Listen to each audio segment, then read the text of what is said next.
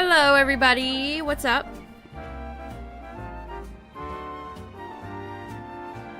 I'm feeling a little like I should be going ape shit.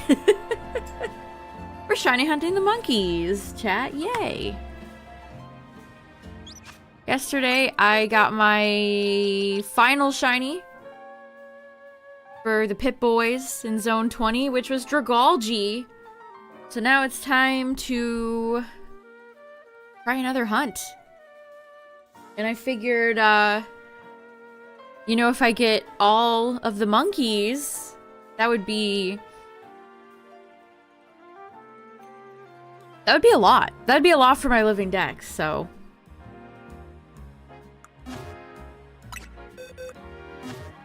But there he is down there.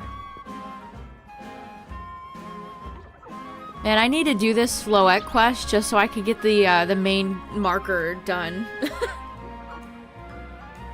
I'm sick of seeing it on my screen. What's up, everybody? How's it going? So I want to get one of each monkey. But we'll see what the game has in store. Did not mean to do that. Yeah, I don't have Furfrou.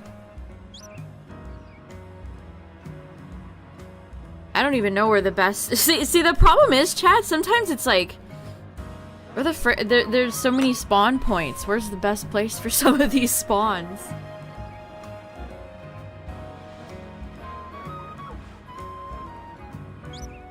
I looked up, this seems to be, like, one of the best places. At least we get a guaranteed alpha of something.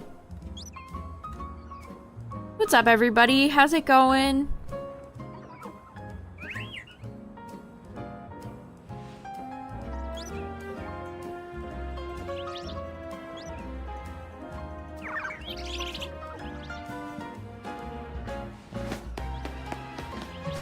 I don't know how far I have to go.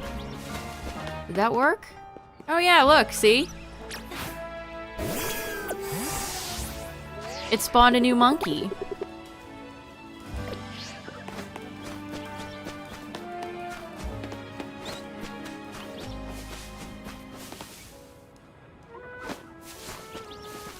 So this is just like the Pikachu hunt. This is easy.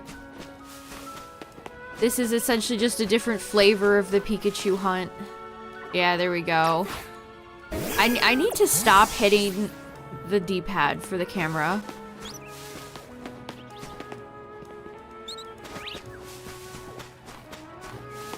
Yeah, you just have to walk far enough away, out of range, and they spawn.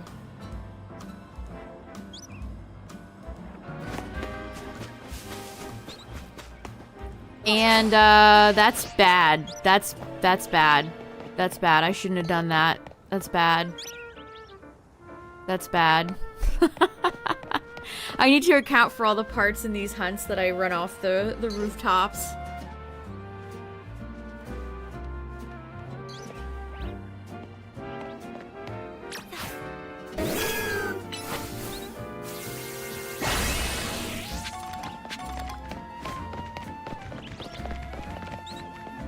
I can't even get back up here.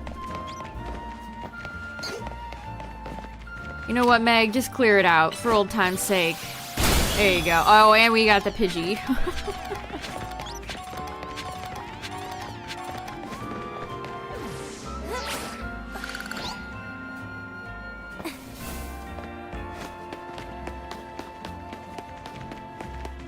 I mean, is it faster than resetting this one monkey up here? Oh, hell, I don't remember how I got up here. Hold on, chat, I have to find my way back up. Oh, man. This game is so punishing if you fall off the roof.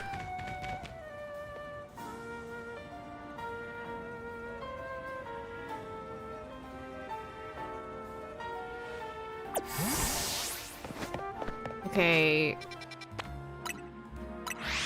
Go back here.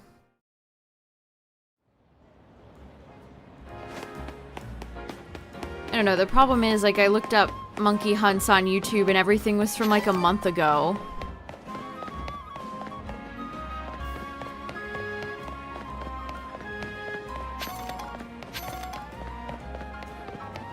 Okay, I think I went... Some of these corridors with no people and no Pokemon are so eerie.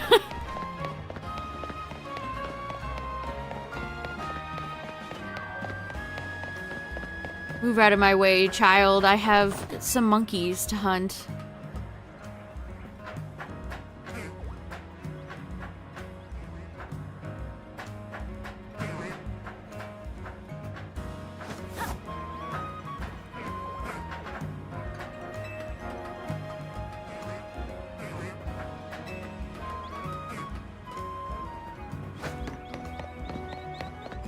Okay, so I think I go all the way around this way.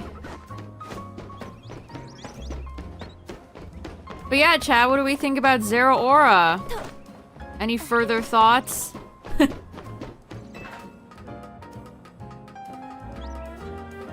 That was a trailer of all time.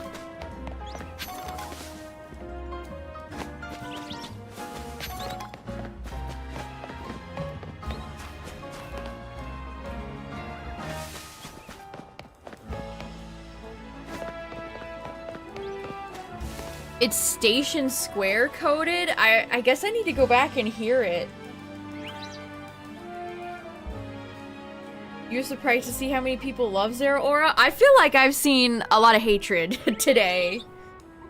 This is kind of reminding me of when they revealed Mega Baxcalibur, where so many people are coming out of the woodwork to be like, wow, this Pokemon sucks.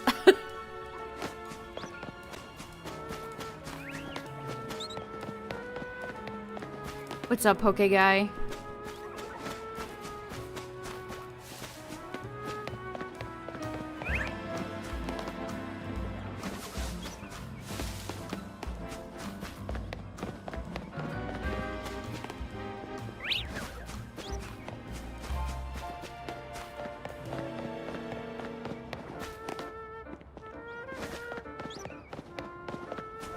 The train to the Mystic Ruins will be boarding soon.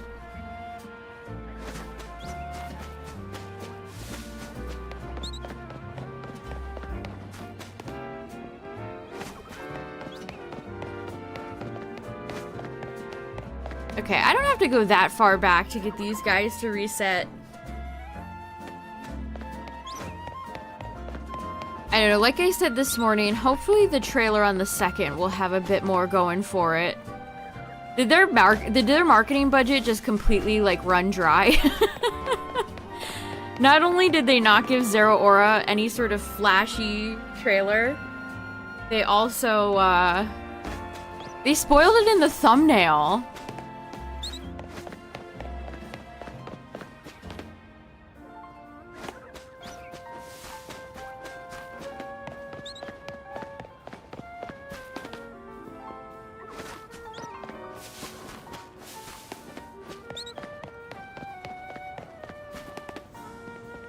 Oh no, I can't really see if it's foggy.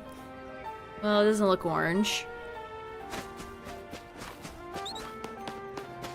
Semi-Seer has the shiny that you can barely tell, but Pan-Seer is just orange.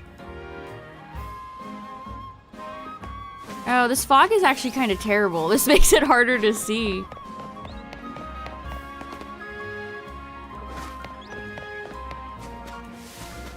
Is it possible? Yeah, there's an item up there.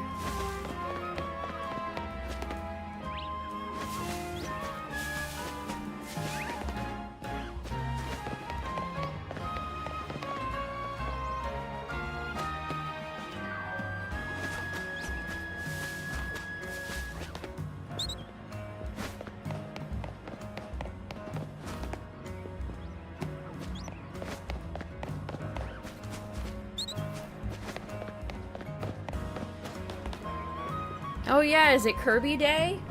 That game snuck up so quickly.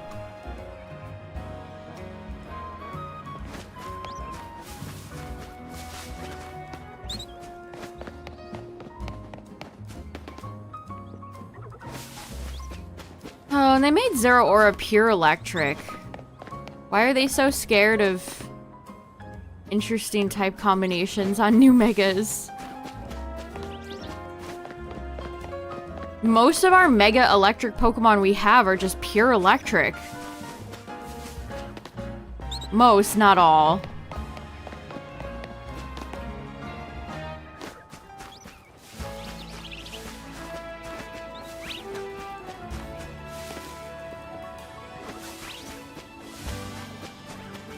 What's up, Gamertot? You think it has electric fighting vibes?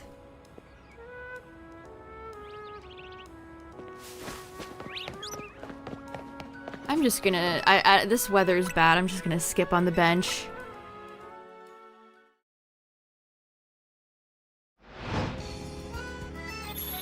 The smog... Yeah, the smog actively makes it more difficult to see. What's up, Gerald? Okay. That's better. That is much better. That Pidgey wasn't shiny, was it? No.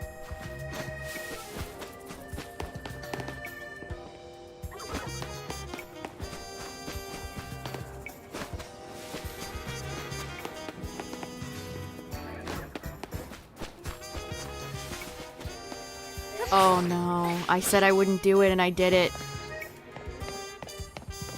Oh, what's the other spot? Maybe I should try that spot. I don't know. Like, there's so much... What's the better monkey spot? I'm seeing conflicting... There's so much conflicting info about this game. No, this is the best spot. No, that's the better spot. I mean, this one, I guess, is faster, you know, when I don't fall off the roof.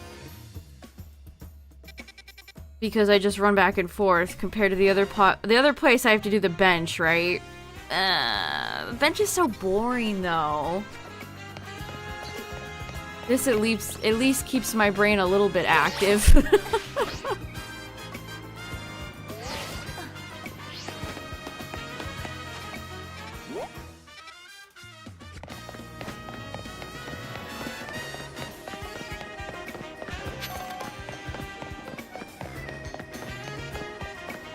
Oh, wait a minute. Looky here. Another purple screw. No way.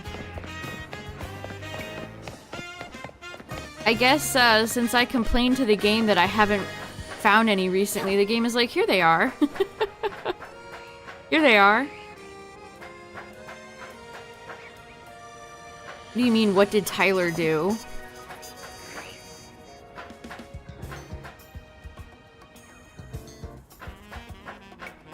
Larvitar? That's not particularly that interesting.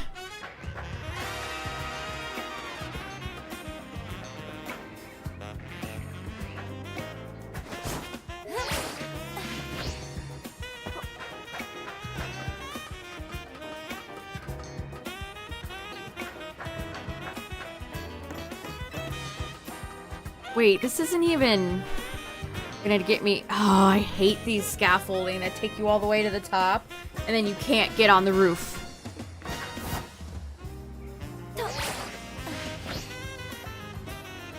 What is the point of these scaffolding here? Waste my time? Okay, well, hold on, Chad. Now we got a detour to find this site.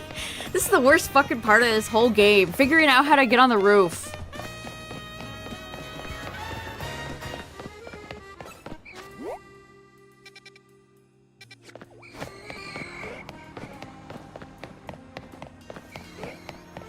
Ghastly out here thinking they're doing something.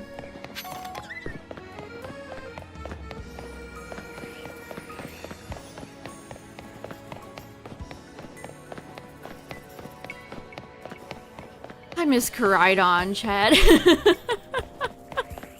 I miss Koraidon. Just jump me up there, buddy. Just climb the wall. Just climb these flat buildings, please. I miss him. I miss him so bad. Any shinies of note? My last alpha was Dragalge. Jeez, why do you have like the world's longest cry? So my 6 Shalfas were Aggron, Talonflame, Barb, Dragalge, Clef, and Kangaskhan. I didn't get any dupes, so I'm happy with that.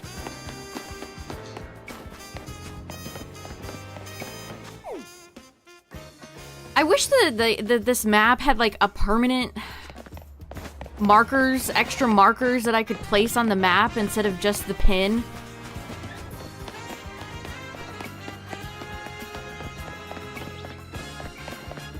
They nerfed ride Pokemon in Gen 10.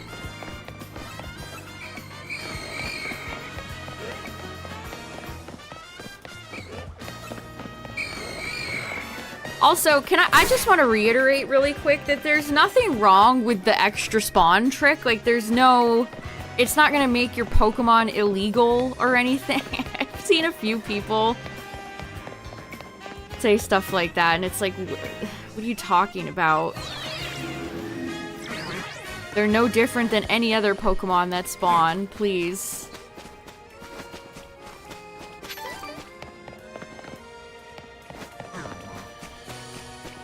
Go take your weird genning fear to, like, VGC, because can we not?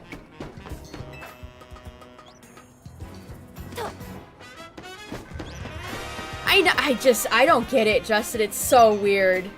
It's so weird. It's like, great, that's all I need. Big Shiny Hunter says she doesn't want to get these because she thinks they're possibly illegal. Great.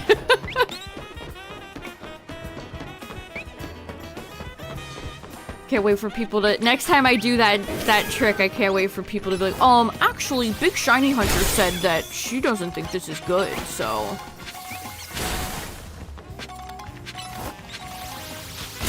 It's like you think you're dealing with, like, people's bank accounts and not just Pokemon. Like, it's okay.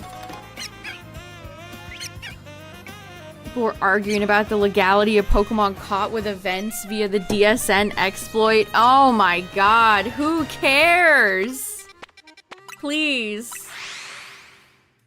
Forget this screw. I haven't bought the DLC yet. I wait till like the last second to buy any and all games. I'm a game buying procrastinator. Yeah, Justin, it's another thing too where it's just like a fundamental misunderstanding of how like the games actually work. Which is what I think this person I'm talking about vaguely is confused about too. Like it's not how the game works. Okay.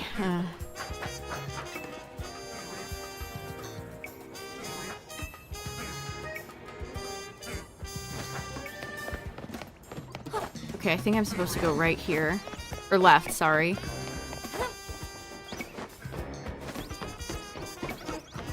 Oh, there's my monkey right there. Hello, monkey. What else is around here? Just a Scraggy.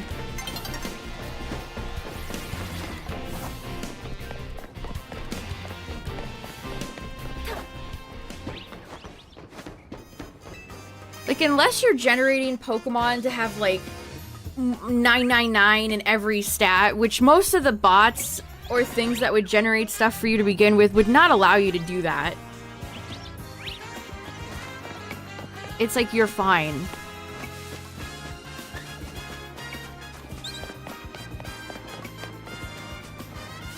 Okay, we're back in place. We're just gonna do this and run this way and not run off the rooftop, hopefully.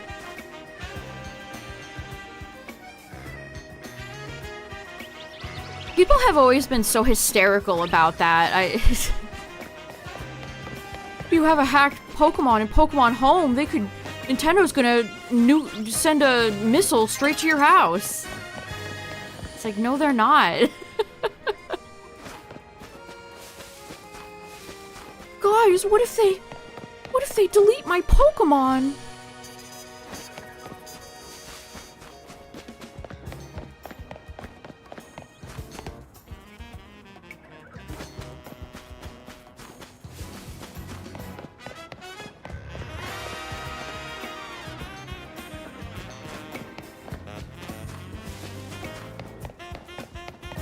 I mean, if anything, I would respect more if You just didn't want to get the Shalfas in Zone 20 because the trick to do it is so annoying. If you just said that, I would respect that. Because it's so true. Are the 6 spawns? No. When you catch them, they're gone. So if I wanted to get my 6 again, I'd have to set up the trick all over again.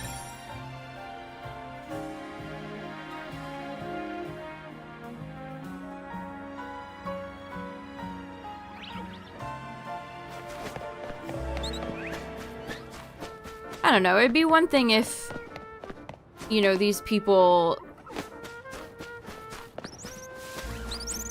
you know, play however you want, of course.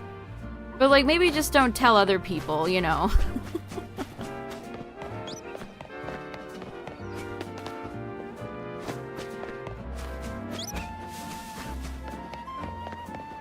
Like, you don't need to go informing the world about your anti-Jenning crusade. Like, it's fine.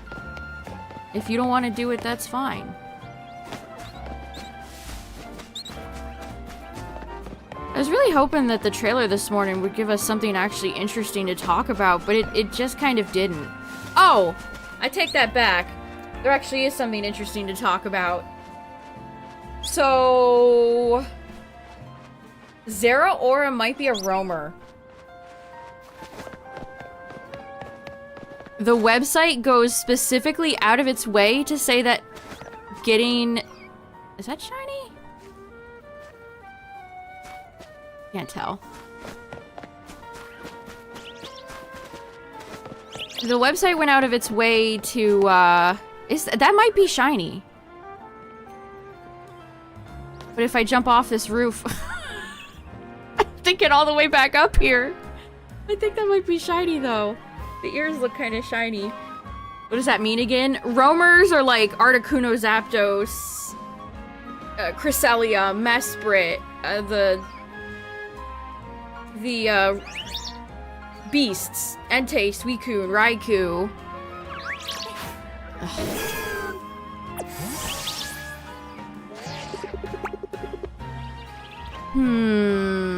I don't, now I'm not so sure. Let's see.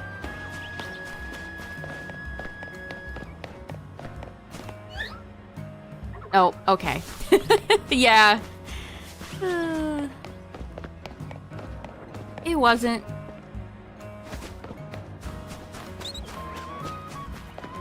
Cats or dogs? They are definitely not dogs.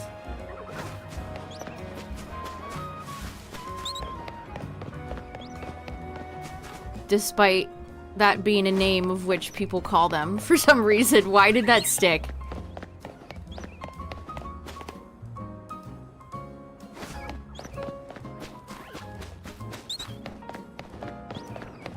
They're beavers. Yeah, they're definitely beavers.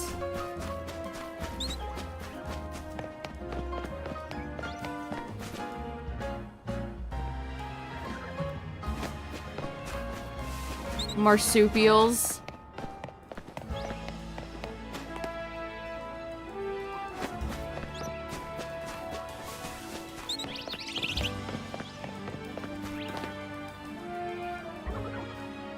Let me read you guys the description. This is just like, what do they mean by this? This is weird. What do they mean by this? It says, getting the mythical Pokemon Mega Zera Aura for your team in Legends ZA might be a little bit more difficult. Keep your eyes peeled for a way to encounter it as you play through the DLC. That makes it sound like it's gonna be a roamer, doesn't it?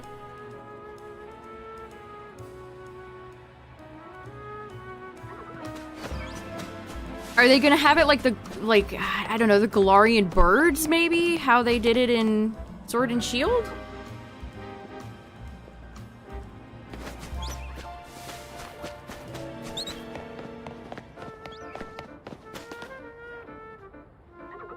Also, I didn't say it very coherently this morning, but yeah, we have known about Mega Zera Aura since like 2014.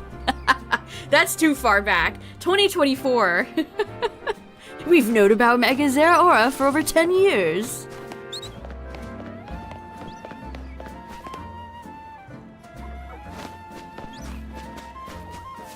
People seem to think Mega Zeraora was in the base game and then they cut it and decided to add it in the DLC.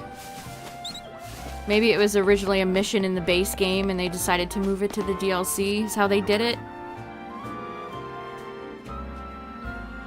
We didn't know it would suck until today, though. I mean, it's a pretty unmemorable Mega for a pretty unmemorable Pokemon, if I'm being honest.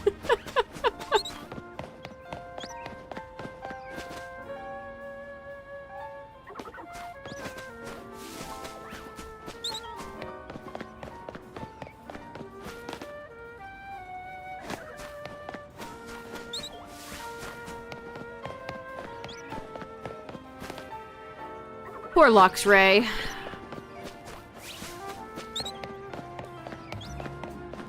Yeah, it looks like a palette swap. Again, I said that this morning. It's so subtle. They really just changed a few colors, added the long scarf things, and just kind of called it a day.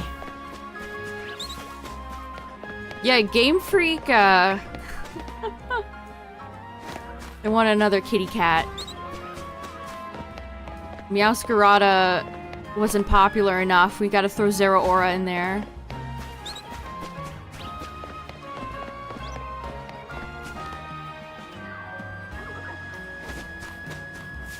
Yeah, the color changes, his I almost said his outfit.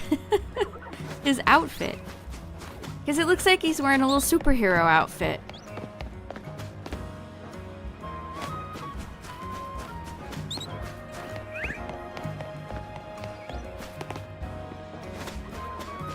Okay, this feels nice. Now, as long as I don't fall off the roof, I feel like this is a fine choice for the monkeys. Like, I guess more spawn in the other place. But what if I just want an alpha? Oh, alpha monkey.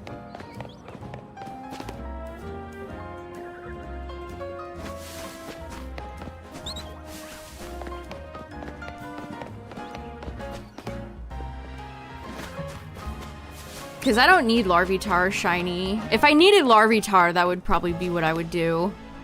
You just got a shiny Larvitar? Nice.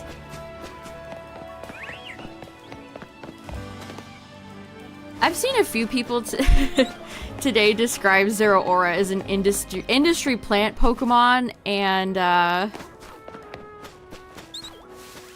kind of can't help but agree. Like, I know Zeraora has fans, but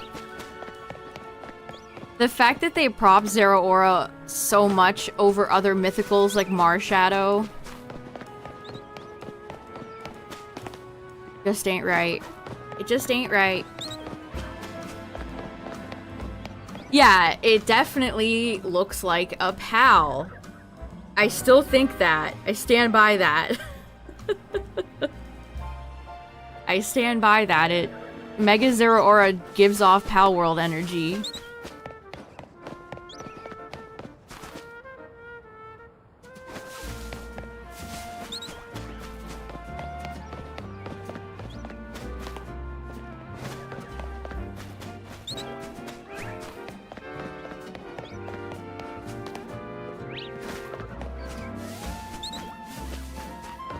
Also, again, pure electric. Maybe Zeraora won't actually be that cracked because it's a mixed attacker.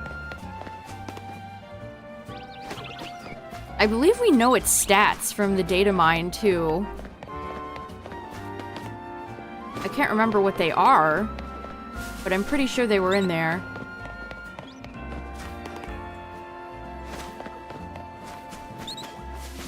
Stop me if you've heard this one before. Electric Pokemon, mixed attacker, bad situation. They really need to have more physical electric type attacks. Slightly bulkier Deoxys normal.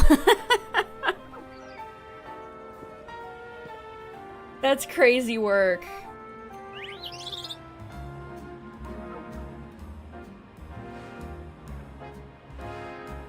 I'm very curious to see those other two.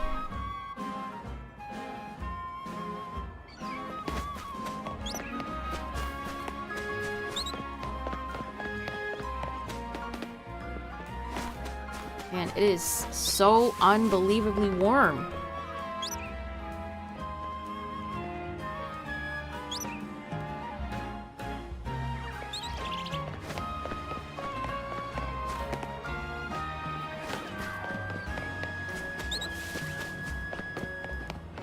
Six-piece with some sweet and sour sauce, some barbecue sauce on the side.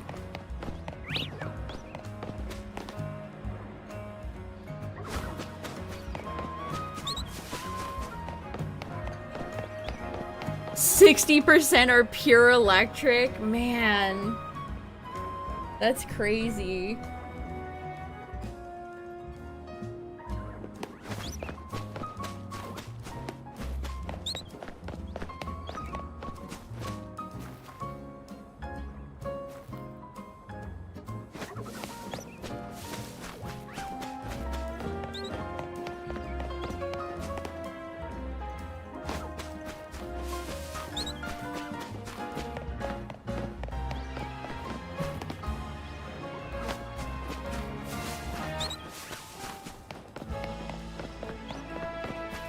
Oh, almost. Almost ran off the roof there. Not quite.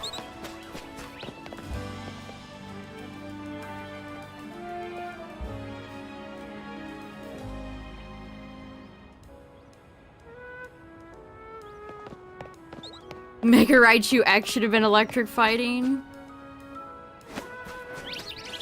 But yeah, you know what? Yeah, why did they decide to go with so many electric types?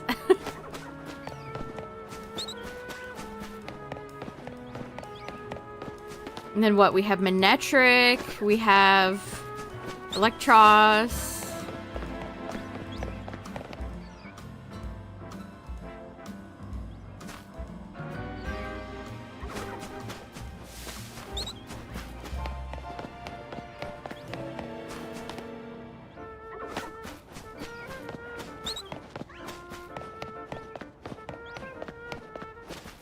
I feel like Pawmot had potential, and some people did use it because Revival Blessing is interesting, but it just didn't end up seeing that much usage. The only Pikachu clone that I feel like has ever prospered is like Mimikyu.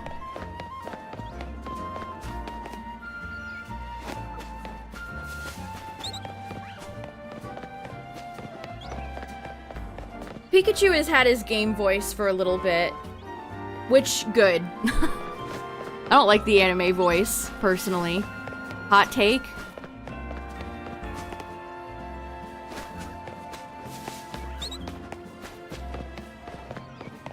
I don't want anything from the anime in this game, in any of these games.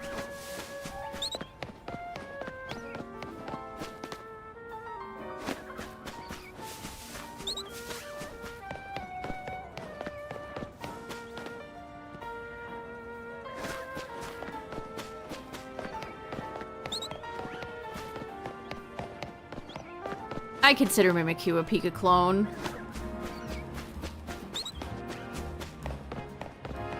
I see it in that discussion bracket, at least.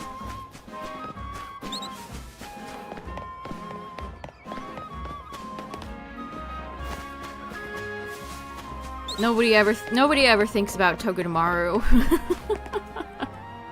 Nobody ever thinks about Togedemaru, poor lad.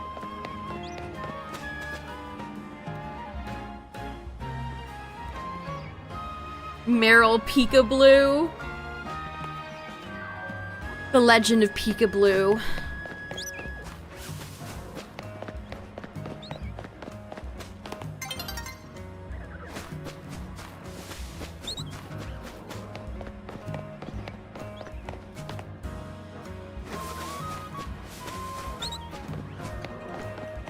Yeah, it's like Gen 3 having 2 pseudos, you know? Sometimes that just happens. Yeah, exactly. There's no law.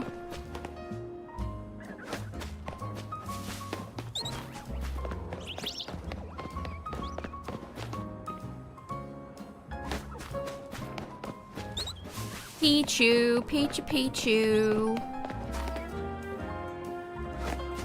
I almost want to shiny hunt that one Pichu.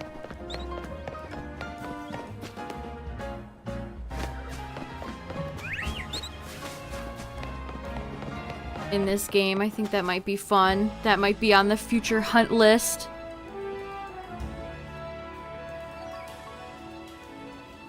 Yeah, shout out to Plusle and Minin. People dunk on those two all the time. But I say no. They're my friends.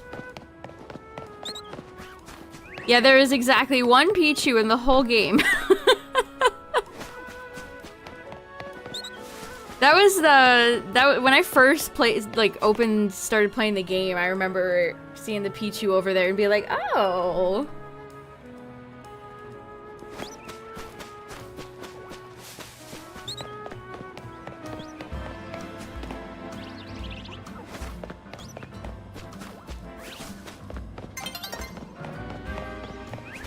Just go to the back. Yeah, I might do that Pichu hunt. We could do a little tiny bite-sized version of Bab Quest. I could get Pichu and Cleffa shiny in this game. A little bite-sized version of Bab Quest. Who knows? Maybe in Gen 10 they'll introduce a new Bab. A new baby.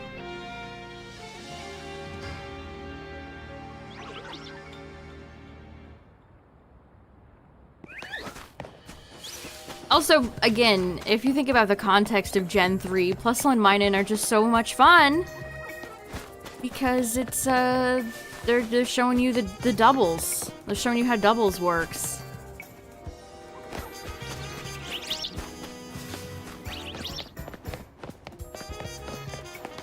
They're double gimmicky if you really think about it. They're part Pikachu clone, part game mechanic showing off. A Bab Skarmory. That would be funny if it took out after the Mega and just had ginormous feet. Wait, are you shiny? No.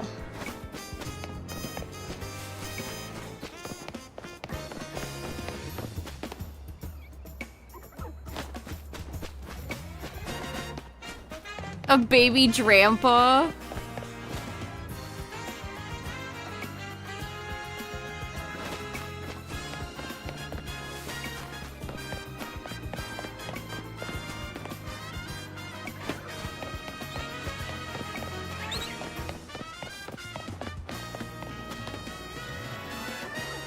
Honestly, if we get another baby, it will probably be a new one like Toxel. Which, I've always liked Toxel, even though a lot of people in chat do not.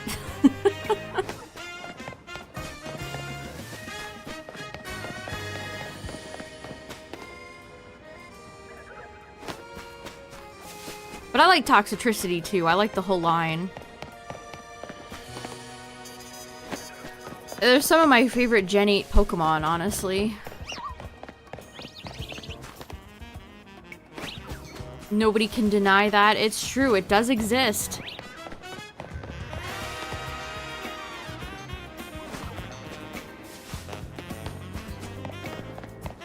I feel like Toxel and Toxtricity might be even more... Well, Toxtricity is a popular Pokemon. I don't know that much about Toxel. How many people out there love Toxel? But if they had better shinies, I feel like they could have elevated them a little bit. I mean, their shinies are fine, but... I don't know. There are a few diapered Pokemon. Who's the other one?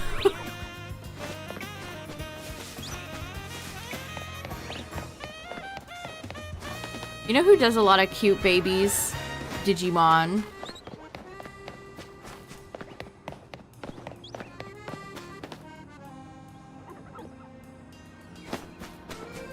I feel like in training and fresh Digimon are always so cute.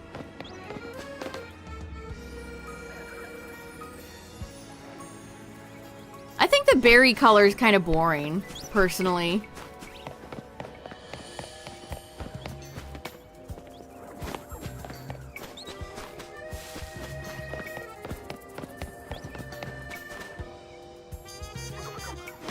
I don't know, I think I'm a hater of a lot of red to berry colored shinies. Some of those colors just don't do it for me. I've never liked shiny Solgaleo. Red is a hard color to pull off. And then sometimes you have a great red shiny like Absol, and then over the years they just make it lighter and lighter until it looks like shit.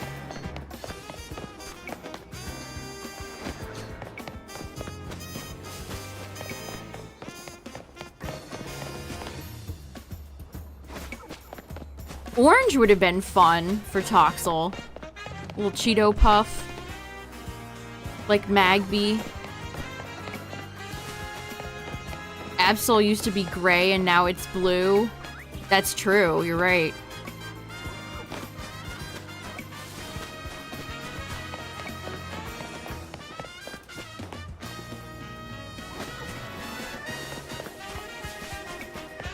You don't see Absol much in Gen 3 back in Ruby Sapphire. But when you do, you remember when you encounter Absol. I can picture that sprite clear as day. Yeah, the blue kind of makes it more like Lugia. Who else has blue spikes like that? Lugia.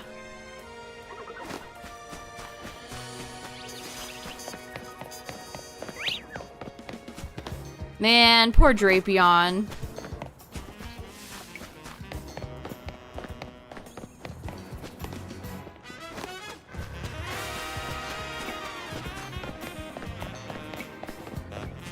The 6 shinies I got in Zone 20.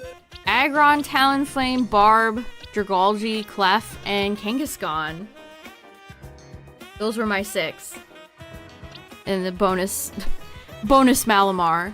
And 2 Bulbasaurs, and other Malamar, and 2 Fletchling, and 1 Gardevoir.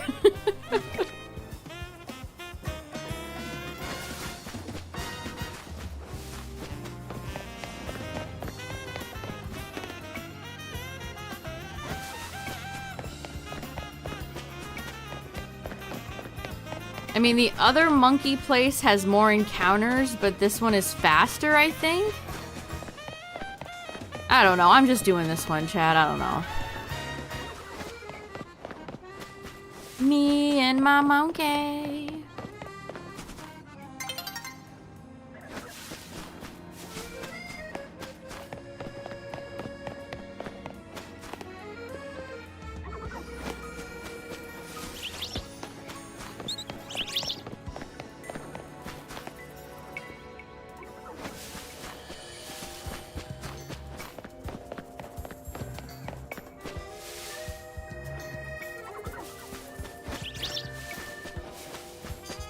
Bench method is definitely the most boring. The most boring way to go about it.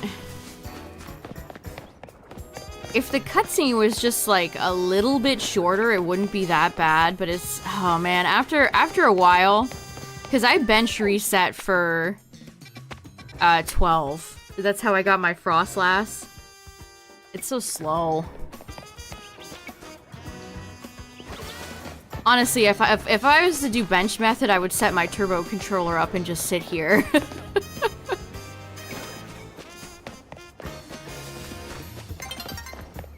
No macros. I'm controlling this myself.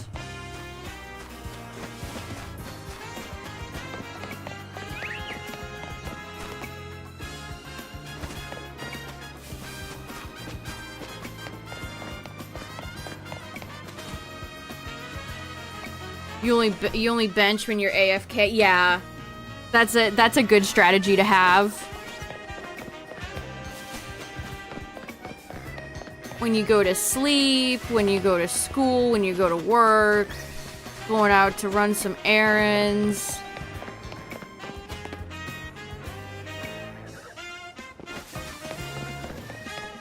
Bench seems like a second screen sort of hunt.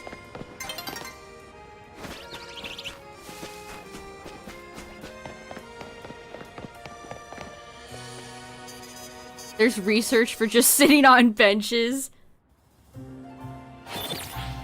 Yeah, I think I remember when I unlocked that for Mabel and got a bunch of points, and I was like, oh. Oh, okay. Sitting on a bench. Sitting on a bench. This is a lot like the alpha Pikachu that I hunted, so this is exactly the same. Walk up, see it on the rooftop, not shiny, walk back. I mean, this isn't exactly like super stimulating fun either, but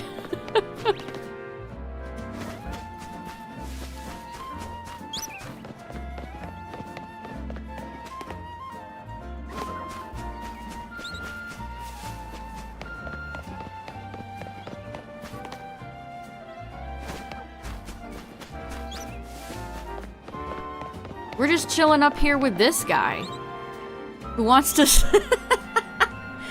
Oh, it's the trapeze guy. I didn't even notice. We're just hanging out with the weird trapeze guy up here. Wait, you weren't orange, were you? No. Okay. See what happens when you give Eevee coffee. Yeah, what are the... should Pokemon be drinking that much caffeine? Where's the research to back this up? Is this safe?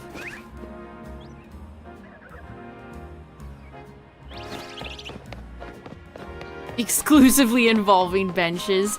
Can you imagine, though, if the benches weren't in the game and they didn't let you change the time like Scarlet Violet?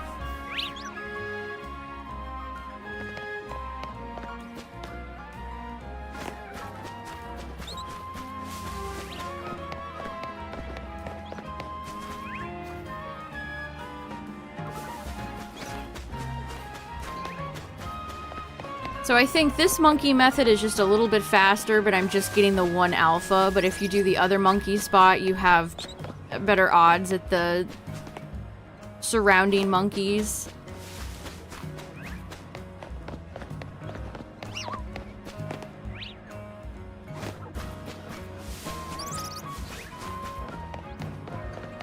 The green monkey's the hardest shiny.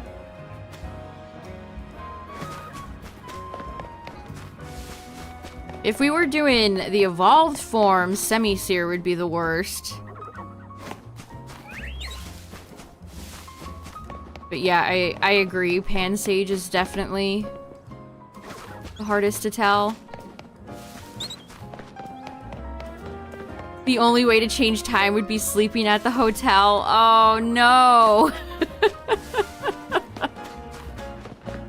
Third shiny Malamar? Oh, I'm right behind you. I have 2.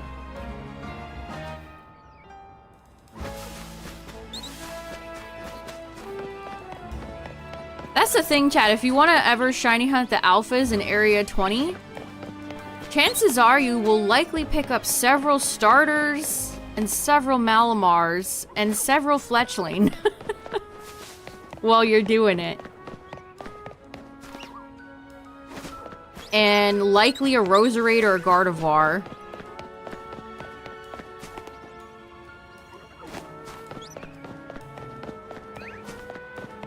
You found one in 20 without the charm.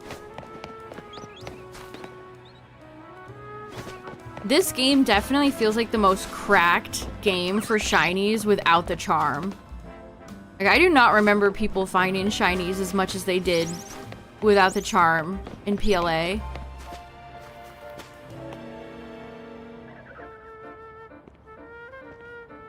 Roserade was your most common shiny. I can't believe I dodged Roserade. How did I dodge Roserade? I did get Gardevoir. I did pick up Guardy. And 2 Mallies. I didn't get Totodile either! I got 2 Bulbasaurs. Those are my starters. No Chikorita. No Totodile. No Squirtle. I would have taken a Squirtle.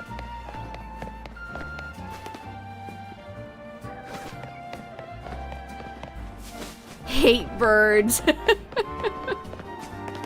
3 Roserades.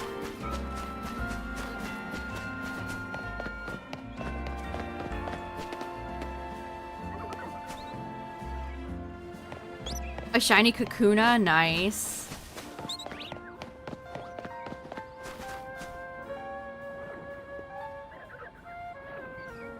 They're Quasartico plants.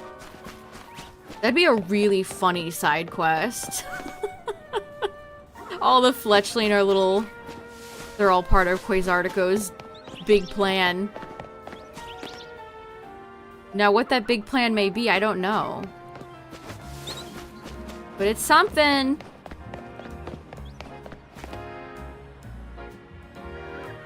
Are you shiny?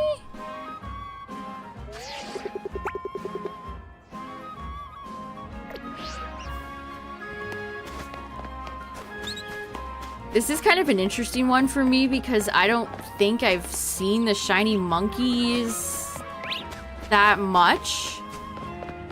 So if one of them actually is shiny, we'll see if I can tell. They've been gone for so many games, chat. It's almost like I'm still in disbelief that they're finally back.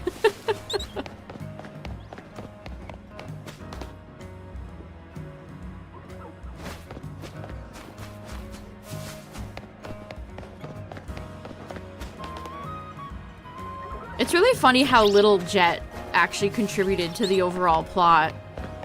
She basically could have not existed. You could have cut her from the game entirely and nothing would have really changed.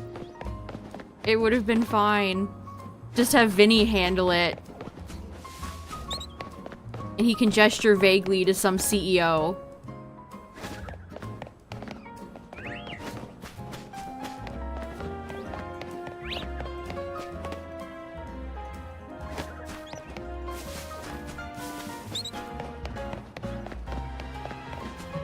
I don't know how they I don't know what metric they use to determine what Pokemon should return for what games. But it is weird that it's taken so long. We'll put a Moongus in every game ever, but we'll have the elemental monkeys disappear for a decade. It's fine. Don't worry about it.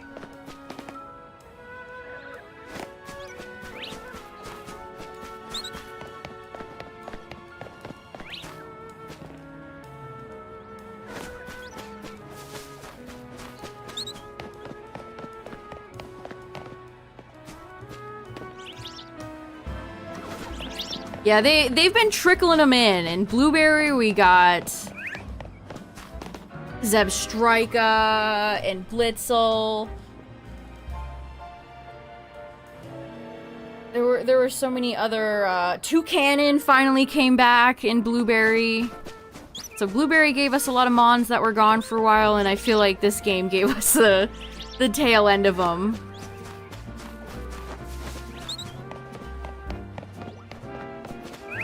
Although, has anybody heard from Ladybug lately? You think she's okay? Is Ladybug okay, chat?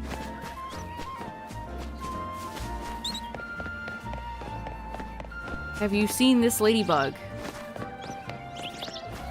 Also, can we have Sock and Throw in a game? I miss them. Like, yeah, sure, they're in Sword and Shield, but... if I shiny hunt them in that game, which I have, I'd have to hatch them. Yeah, Victini's in jail. Victini's been in prison for tax fraud. Perjury.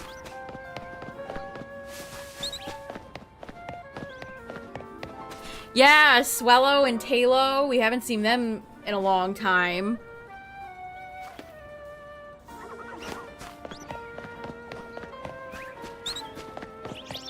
Kecleon, I feel like we haven't seen in a long time. Castform. Anybody heard from Castform lately? Castform is such a cute, funny little guy. Why do they leave him out of all these games? Justice for my little friend Castform. I love the Weather Institute. That's one of my favorite places in Hoenn.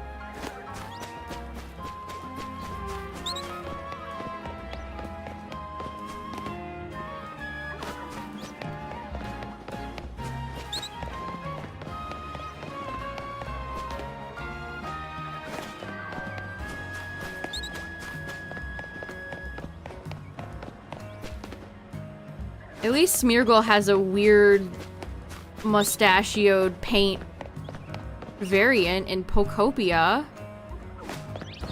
Yeah, Skitty, Clamperl. Yeah, there's a lot from Gen 3. There's a lot from Gen 3. Yeah, Corsola. I feel like Sword and Shield did not do enough with Cursola, because that I consistently forget that Pokemon exists. Where am I? I got lost. Over here. Yeah, they should give Swellow an evolution. It would actually be pretty refreshing to see them give one of those old bird Pokemon an evolution like that. I think that'd be really cool.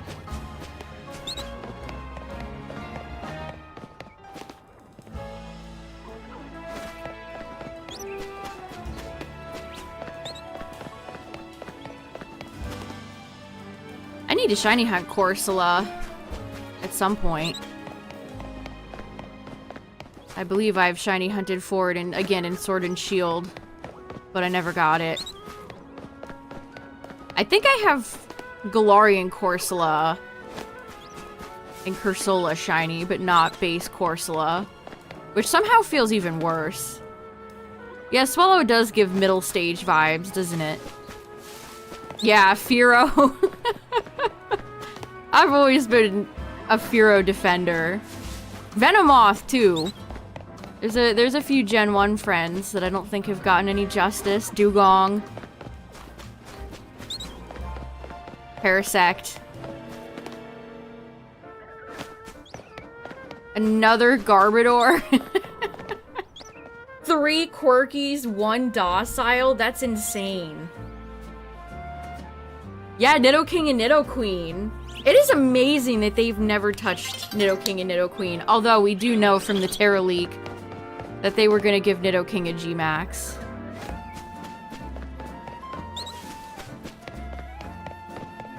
Yeah, Shiny Corsola is like built for the Lux Ball.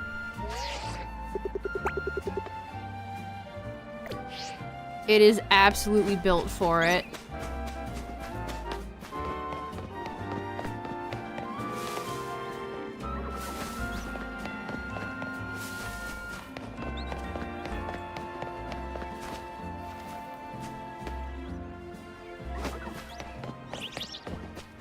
Unfortunately, when I got all my Shalfas in Zone 20, none of them had any particularly good natures, I don't think. Let's see, Quirky, Calm, Naughty, Hardy, Gentle, and Relaxed. Oh, those are so terrible.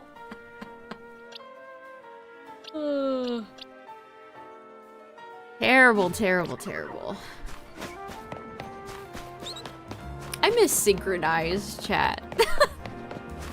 You know who I really miss right now? I miss Synchronize. We even have, like, multiple synchronized Pokemon in the game. In, like, Alakazam and Gardevoir, but alas. Are you shiny?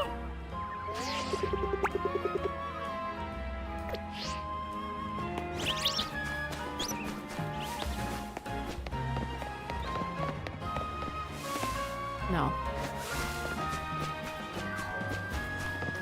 I wish the camera actually zoomed a little bit more.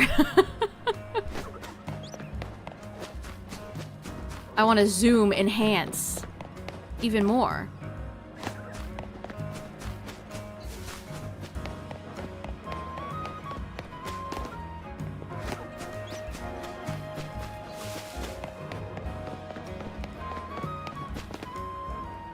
Like I said, that Clefable, that Shalfa Clefable couldn't be my goat Pippi, who was born modest. She was born ready.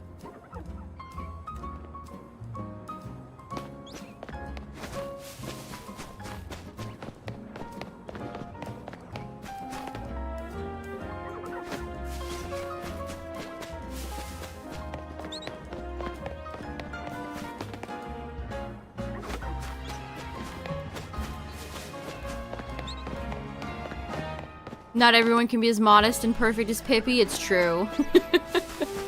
Pippi is a special Clefable.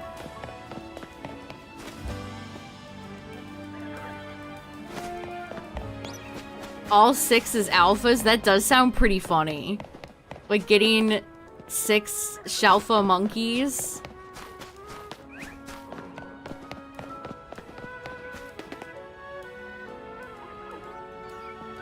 Goldeen and Seeking yeah. Yeah, what have they ever done for Goldeen and Seeking? Nothing. It's Gyarados' world.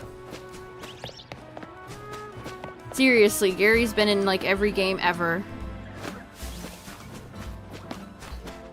Psyduck finally fell off one of these games, so it truly is Gary's world now.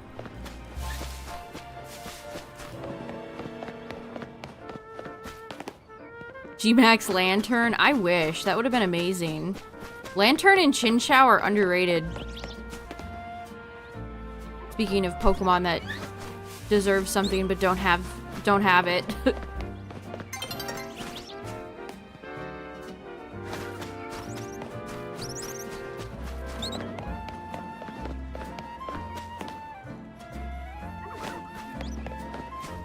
I mean, if they were shuttering, they're shutting down. They're canceling Seeking.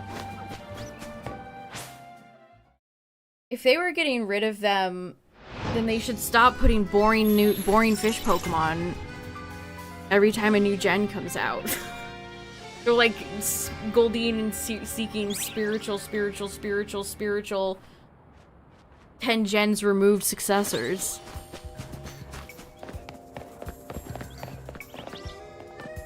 They must have realized if they had Golduck, they'd have to give it a new model.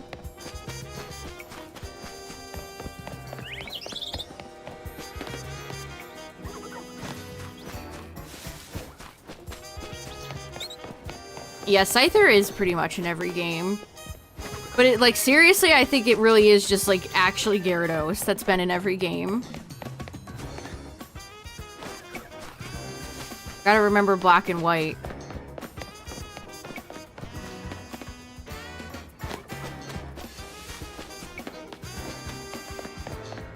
It's Gary's world.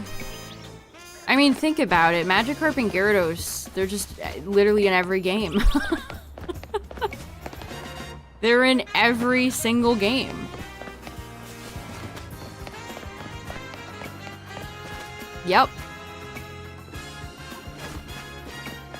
His splashing is eternal. Yeah, Magikarp is pretty much a mascot at this point.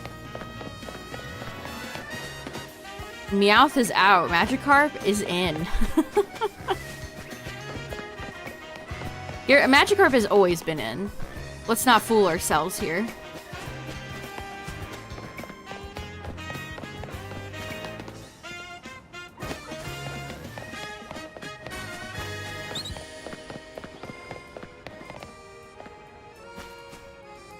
Yeah, the Slowpoke line is often in most of these games as well.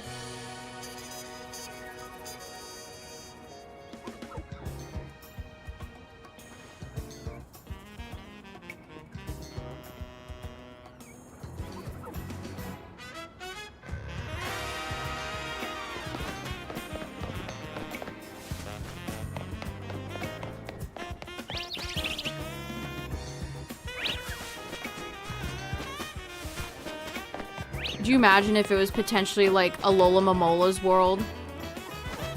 Imagine if that was the fish Pokemon they went with to put in every game. This is Love Disc's world, and we're all just living in it.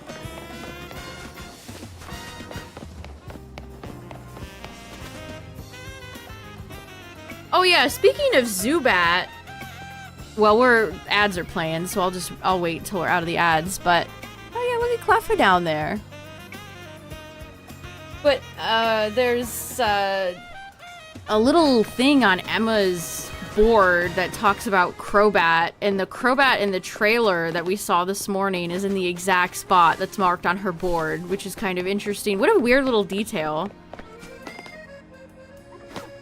Does Emma have some sort of history with Crobat? I think they do hate Golduck. If they could get away with just putting Psyduck in these games and not including Golduck, I think they'd do it. Disrespectful.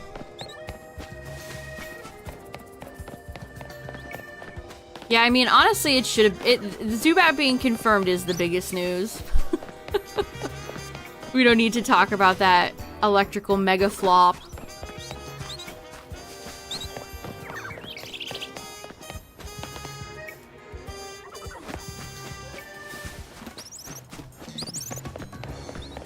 Yeah, if you go into Emma's office and look at her board, you can see the Crobat picture. So...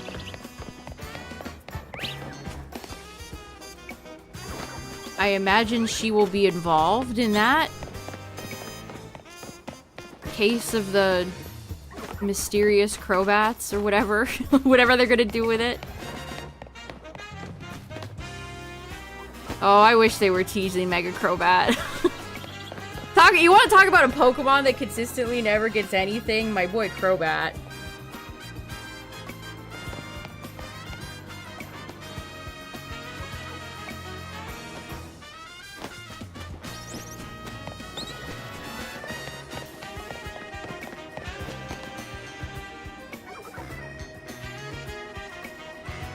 The box art, Emma looks antagonistic. Yet the box art of this game is honestly very weird. I think PLA has it beat in terms of box art. Like, yeah, why is Emma... She does look like an antagonist, almost. Standing back there with the Lucario. She's so non-consequential to anything in the story. Why'd they even put her ass on the box?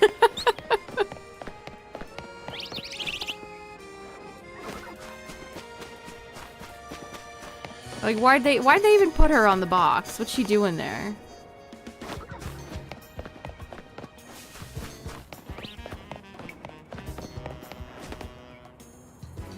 Emma's job in this game is to basically just show up to places, tell you what to do, and then go back to her office.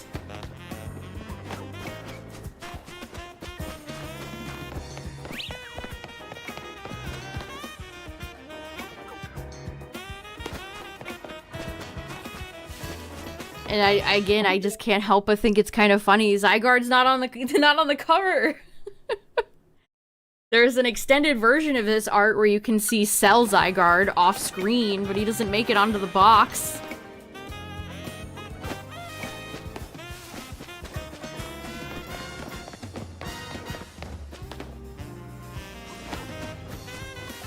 Can you imagine if Zygarde was on the box and they, like, Mike Wazowski'd him?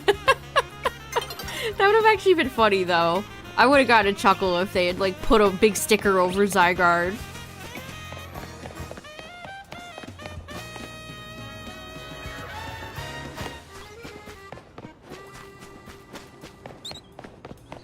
Yeah, why did our character come to the city?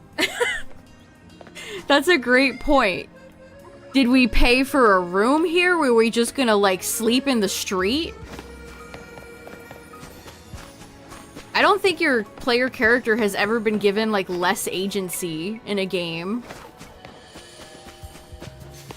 You are just such a blank slate. I am going after the Monkies. So there's one alpha that spawns over here every single time. It'll shuffle between the three.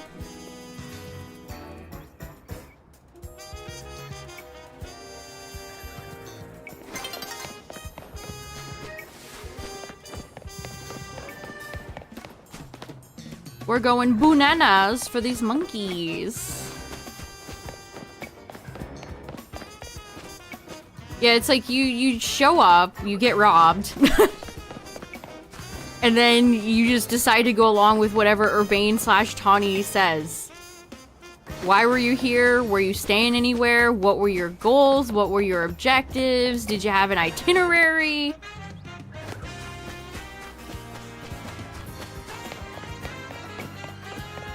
Apparently not. That's not shiny, right? Oh, the Monkeys are so hard to tell.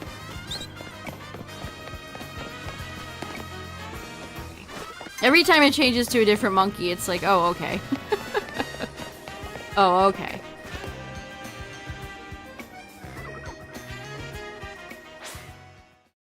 You don't even have, like, a mom or a dad or any sort of family. Not that your usually single mother ever has much to say or do in these games, but it gives you at least, like, a little bit of a backstory. We just moved into Alola from blah blah, you know. We just moved from Hoenn. We just moved from here.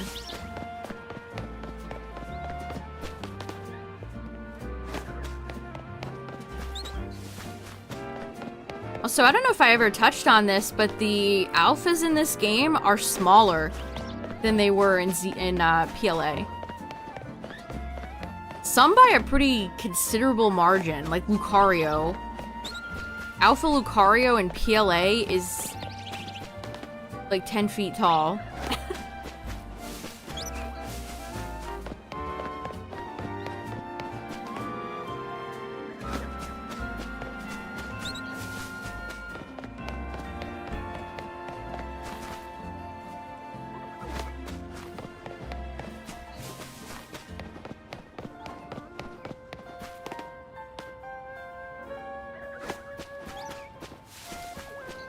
Game has a lot of plot holes and questions. Yeah, I think... I don't know. I liked a lot of the characters in this game more than the characters in PLA. Like, I like the main group of characters we have around, like, Urbane / Tawny, Naveen, Lita. I like them more than I like... I guess Adaman? Irida? Is there even an equivalent in PLA?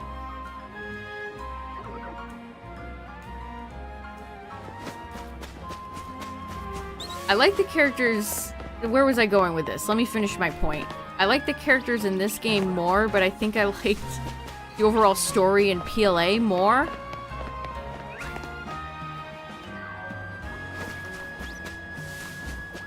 Yeah, the weird thing about the opposite gender character in PLA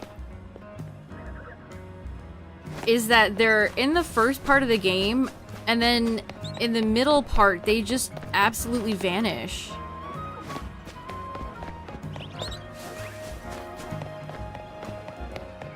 They, like, cease to become part of the story. It's almost like they were written out. It's weird. It's weird.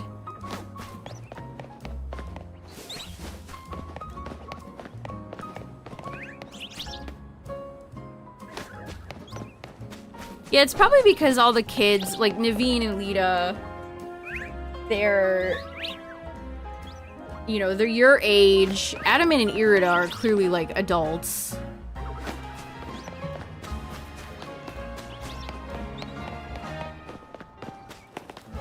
And you spend way more time with them in this game than you do with any of the characters in PLA.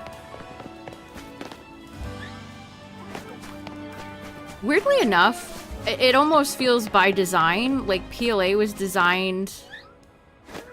I don't want to say like a Metroid game, but there's definitely more isolation vibes in PLA. Like, you can just go out into the wilderness and sit there. Nobody's gonna bother you, there's no people walking around.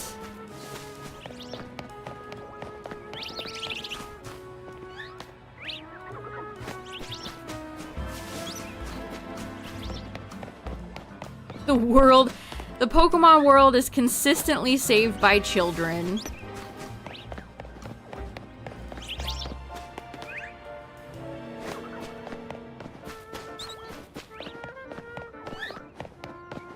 There are just a lot of things this game brought up but never touched back on again. Like the, remember the protest? When we had to intervene? Because everybody was mad at Quasartico. It was kind of a weird point in the story that never got brought up again.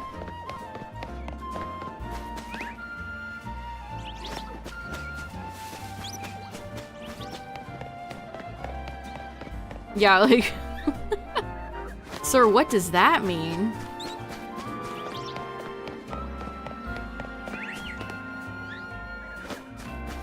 They touch on how people are unhappy with the wild zones, but they don't really go much deeper than that. Like, why? Why are they upset?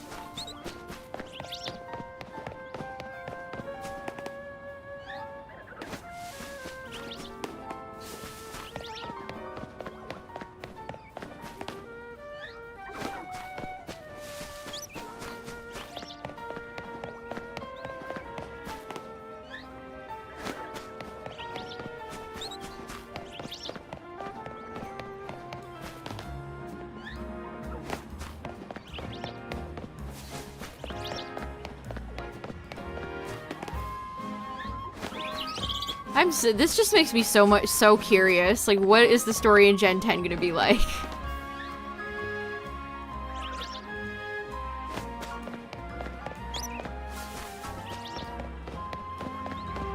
Well, yeah, chat, if you apply your own logic, like, yeah, you maybe don't want your backyard to turn into an ice zone, but I want the characters in the game to say that.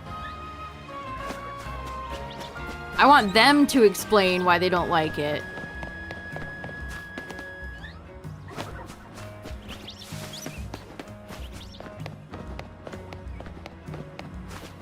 Yeah, I haven't done the final bit with Floette to see the final Urbane / Tawny little story bit.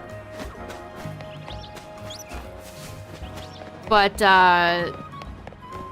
is she just like a deadbeat? Is that her story? How does she not know she had a child who, died?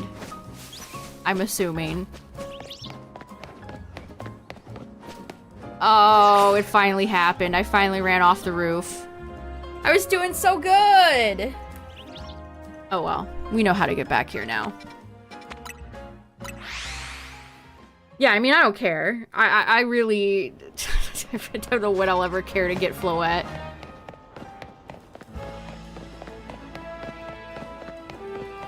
The Royale thing is just, it's too long. I just cannot care anymore. I cannot bring myself to care to do it.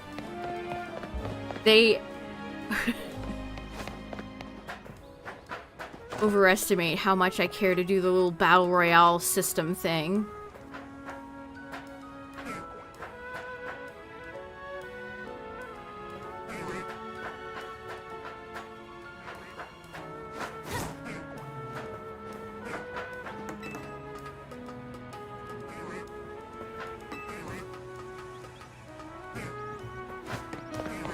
Okay, so we gotta go this way. This is how you get up here if you want to do this hunt, by the way.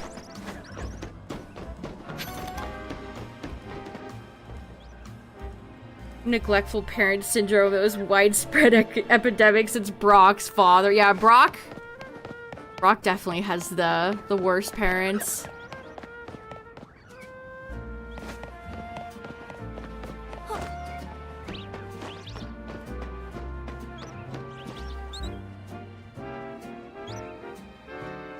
And died after having not talked to her mother in years. Jeez, what a cheery story.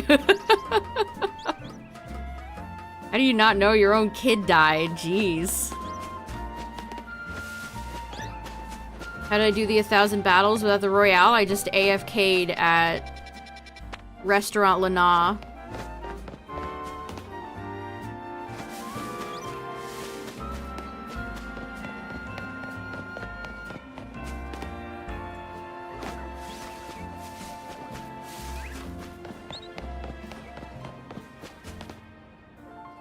Using my faithful companion Gab and Sand Tomb and a rocky helmet. Are there Pokemon in this game? You know, we just can't be sure.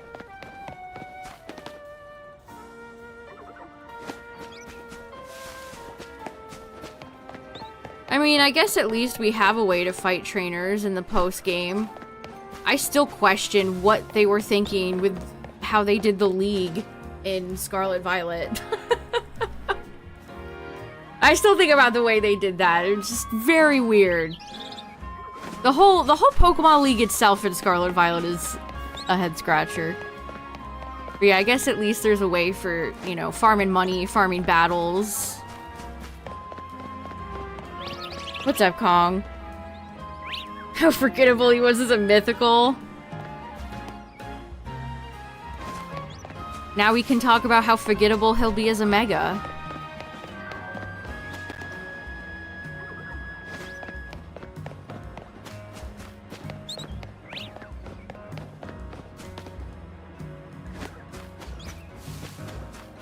I feel like they still could have had their little tournament structure that they did in Scarlet Violet and still have where you can go back and fight the League.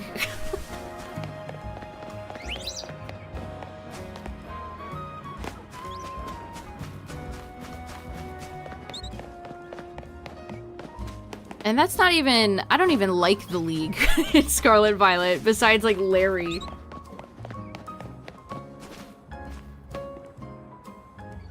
Volcanion? I wish Volcanion was here. If I could erase Zeraora's Mega and give it to Volcanion, I would do it. Honestly, I would probably give it to literally any other mythical. Like, any other mythical would have been a bit more interesting, I think.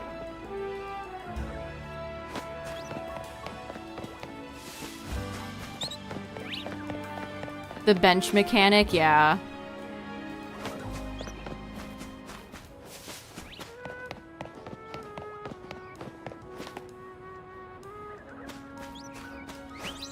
If you want to do the AFK method, chat, if you don't have the charm yet, here's what you do for this.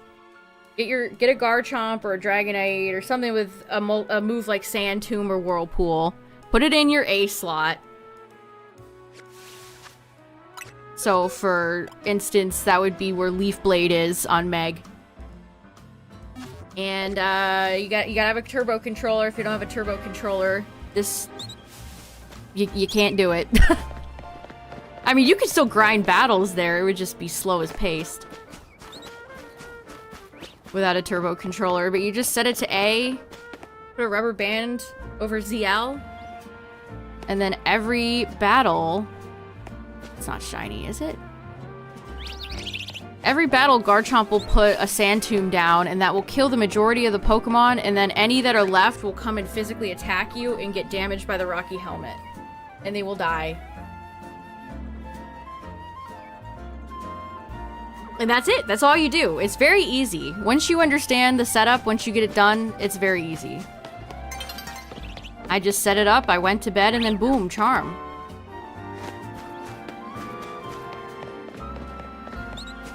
Multicolored Mega Starmie dance. I think people have been enjoying animating Starmie stuff. Is this shiny? Are you orange? You keep showing up. Let's see, let's see.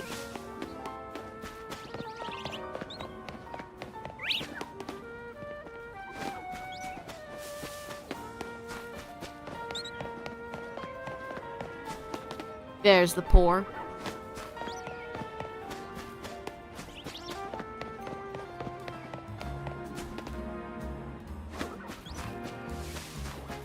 I wish shinies sparkled a little bit, even from far away.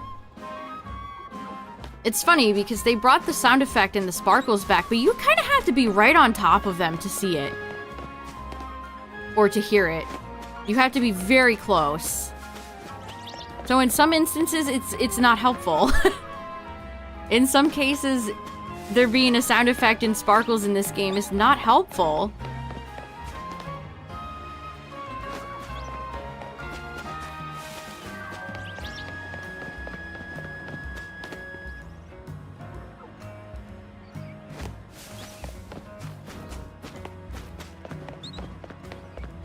Part of me misses the way I would just fly over like one of the maps in PLA, and then sometimes I would just hear a shiny sound.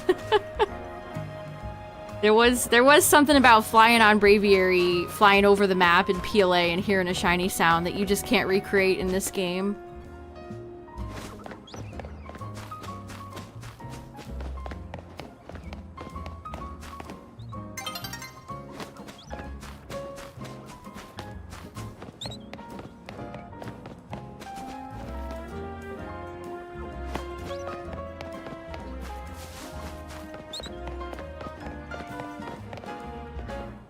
boosted their popularity a lot. Yeah, I'm happy to see that.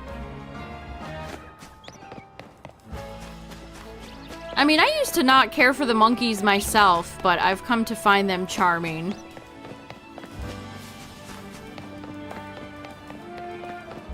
Normalize changing your mind, chat. You know, sometimes you can just be like, oh, you know what? Maybe I do actually like the monkeys. Open your heart to monkey.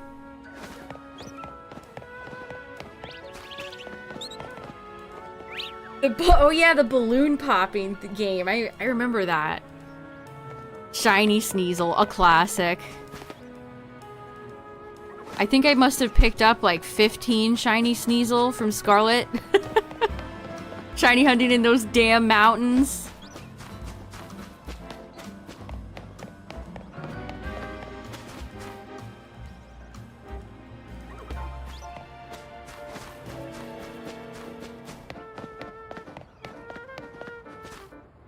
I mean, seriously, I feel like some people feel like they can never, like, change their mind.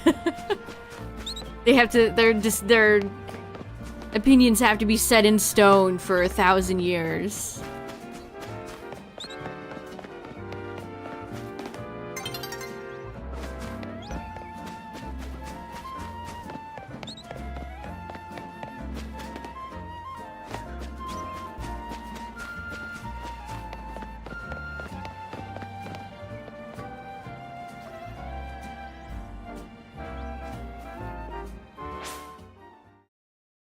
I don't think I got that check off in time.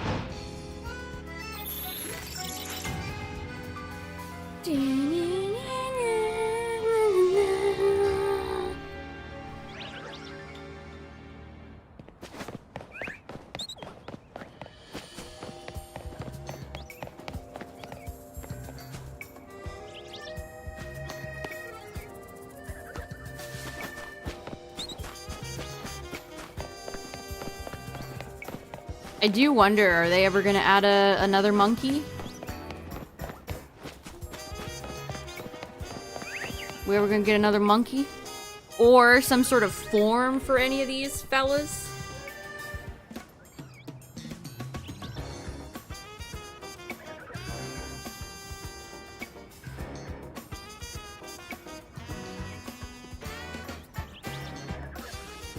Isn't there like a fourth monkey? Because they're based on see no evil, hear no evil, etc., etc. I think there's a fourth one they could do if they ever wanted to make another monkey.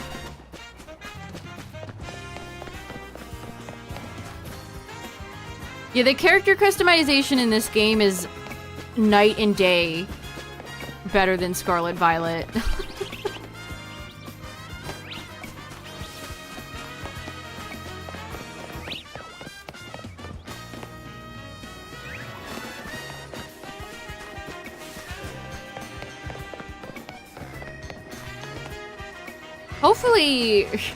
Hopefully Scarlet and Violet are like the last time that type of situation will ever happen, because those school clothes were rough.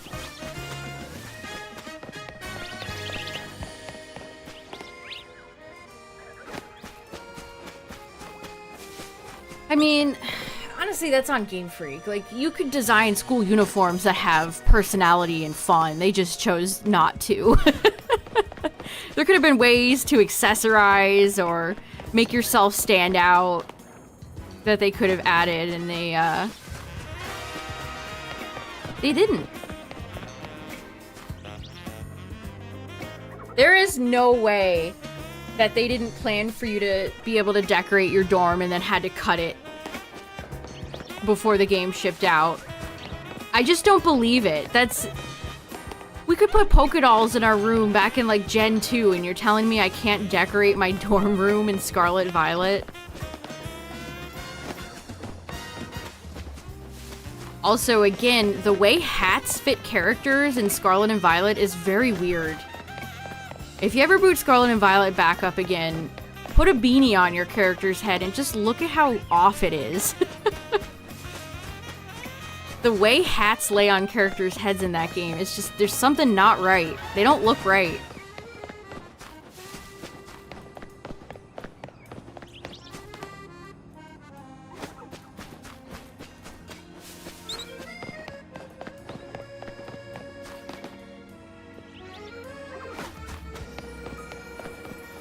Honestly, I think Game Freak really blew it.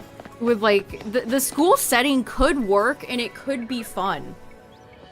Like, if they had more than $5 and a hand sandwich for a budget for these damn games and, you know, longer than 5 minutes. I think that the bones of Scarlet and Violet could have been... They're there. There is a skelly bones in that Scarlet Violet shaped body.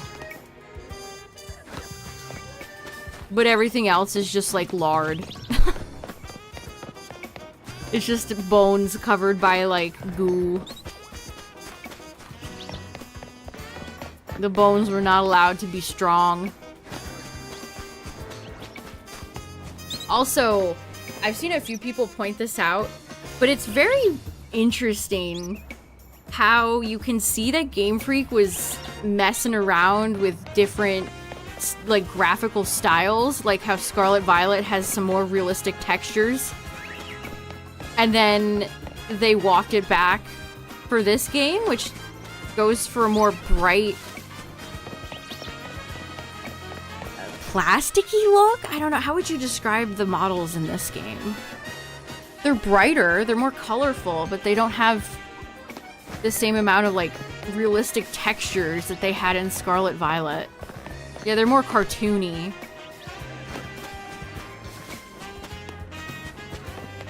It's like, why can't they figure out what to do? Why can't they figure out a consistent style for these games? Like, all the Pokemon models across the different Switch games are also drastically different.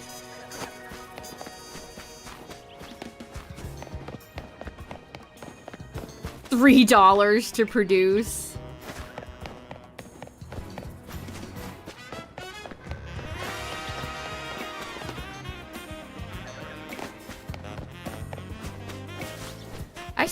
I might...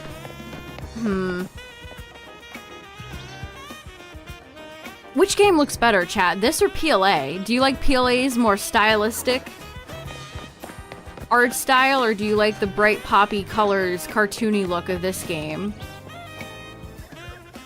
You prefer PLA? This one, this one? PLA is extremely washed out. I think most Pokemon games on the Switch are washed out, except for maybe like Let's Go and this one. After playing, like starting to first play this game, you really notice how much all the colors pop from playing Scarlet and Violet.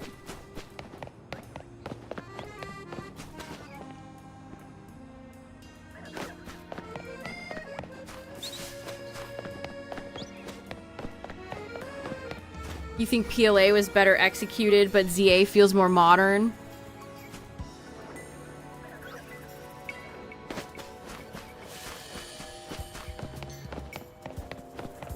Yeah, PLA almost has like a cel-shaded look to it that I've always liked.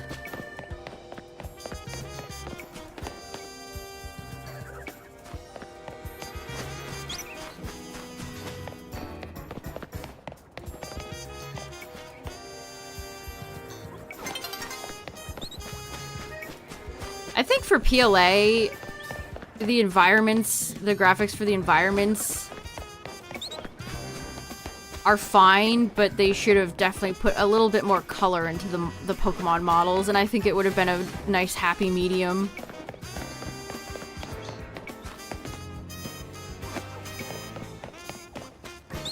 But, I don't, what's the best looking Pokemon game on the Switch then? This? Let's Go?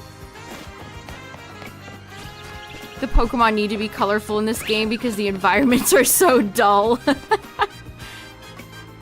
Yeah, Panpour's bright blue needs to stand out on these blue rooftops as far as the eye can see.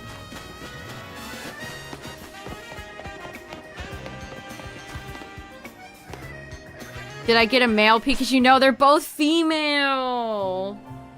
I did get another Shalfichu, but it's another female. They're both girls.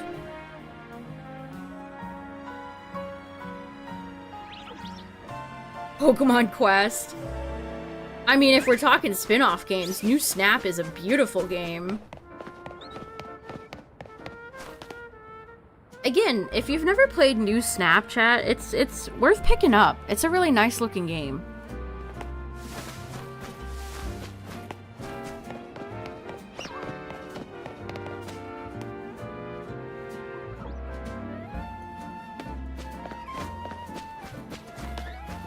Can't be Sword and Shield because the wild area in Sword and Shield is the ugliest thing.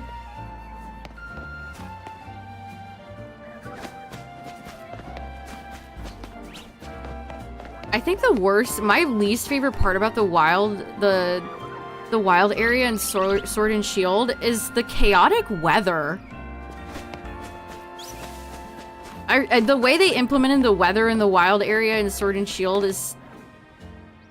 it's so chaotic. You walk into one zone, sand. You walk 2 feet further, rain.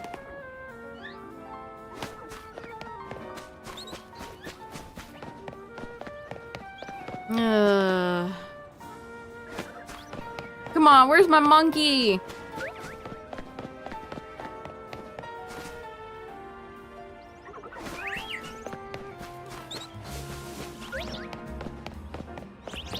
I think the best, like, Sword and Shield has a good lighting engine.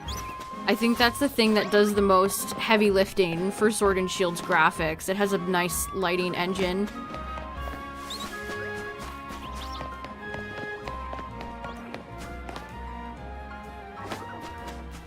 And I think that is also what Scarlet Violet lacked. For some reason, they had good lighting in Sword and Shield and then just forgot how to light a video game.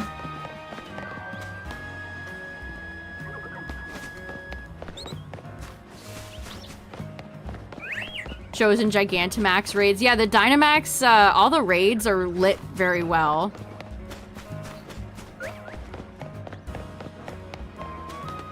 And the camera for them works great. It's not like the Terra raid camera where it just is in the same spot. There were so many problems with Terra raids that they must have... I wonder if they got rid of a dynamic camera in the Terra raids because it was causing crashes or something. Because there are just so many problems in the Terra raids. Yeah, DA did give us overhead Stunfisk.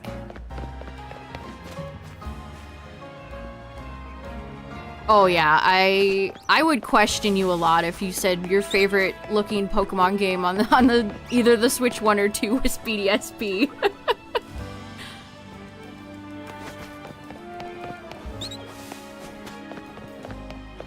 I mean, even if you liked that chibi style they ended up going with, it's just such a not impressive looking game compared to, like...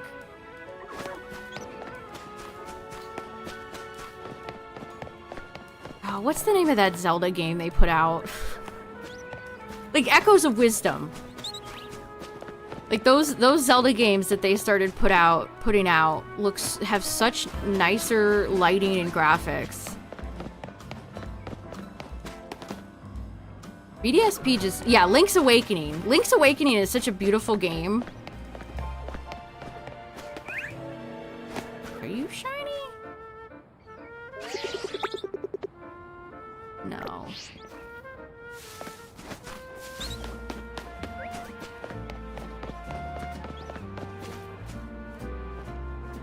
Ported every pre-Switch Pokemon game into the Switch 2. Listen, chat, we're coming up on the 30th anniversary next year, so if there was ever a time for them to do something like that, it's next year. And now, am I saying it will happen? No. But I'm saying there's a chance, okay? I'm saying there's a chance. There's ever a year for them to do NSO or, like, that type of thing. It would be this year. This is their anniversary year. And by this year, I mean 2026. We're not there quite yet. doesn't have a soul to you. I always think of it as My Sims. It reminds me of those My Sims games EA started putting out on like the Wii back in the day. It just has that like corporate chibi style that I don't like.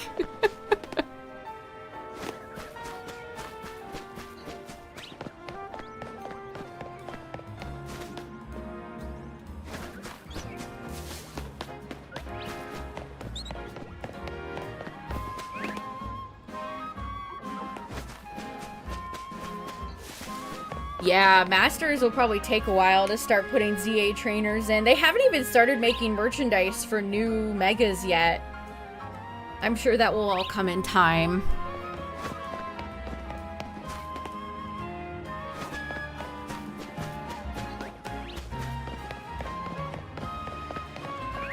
A shiny Scyther? Nice. Yeah, if I don't have success with this monkey spot, chat, maybe tomorrow I'll try the other monkey spot and we'll see which monkey spot wins.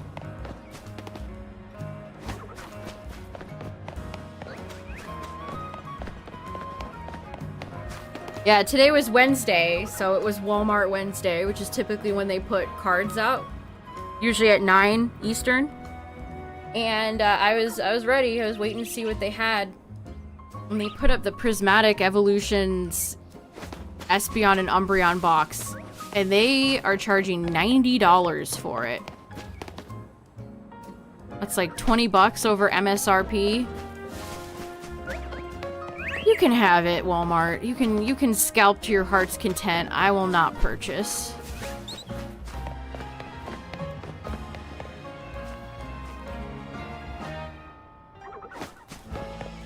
No, don't say that, Cacturn.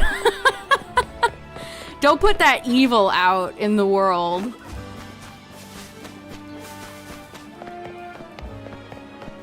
I mean, likely they'll just have some new streaming VTuber character.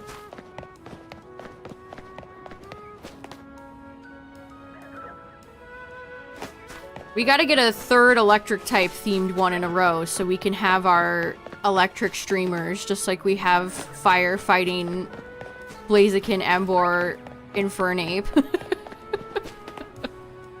Just keep making them all electric themed.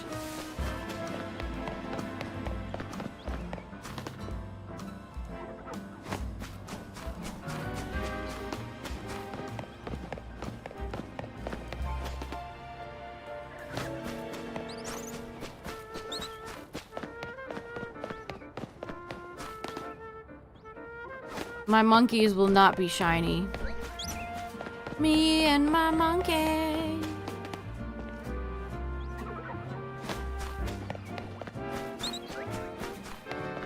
I never got to talk to Clara because I just played Shield.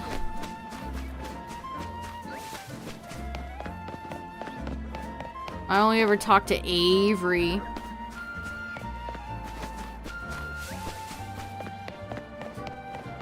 That's kind of a thing about the... Are they gonna do more like character exclusive stuff for the games?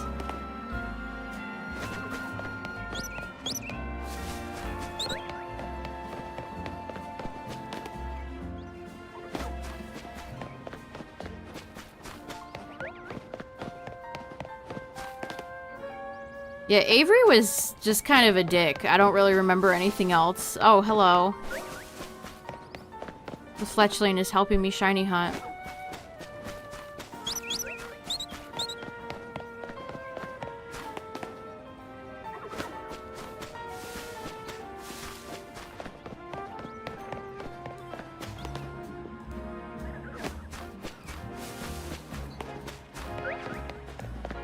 I did not really care for Isle of Armor, though, overall. If you want to talk about, like, my least favorite set of characters... Some of my least favorite characters that have ever come out of the franchise. Like, do I ever want to see Mustard again? I don't think so. You can take him and his wife and his evil child who made the Scam-O-Matic and just never show up ever again, please.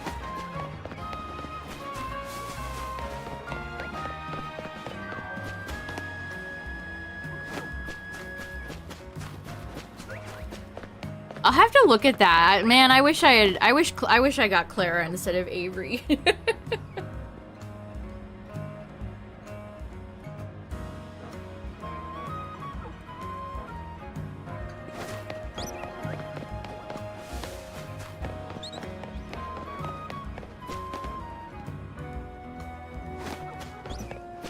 It is kind of...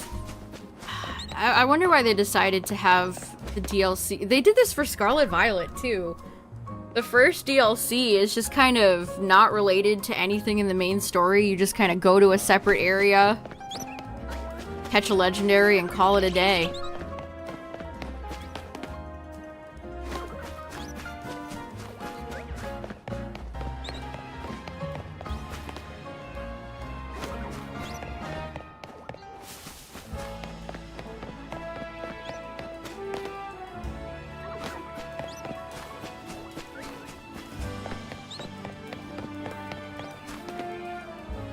I have to, like, kind of scuttle my feet up there. We gotta awkwardly shuffle but not fall off.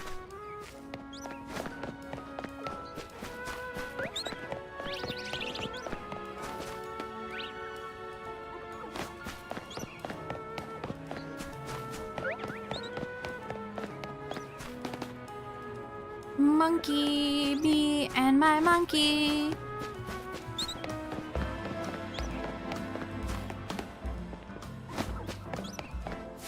I mean, I didn't really care for Isle of Armor, but I did enjoy Crown Tundra. I think Crown Tundra was such a vast improvement. Because you had Peony, who is related to a character that you met in the base game, so we have a connection. I like that.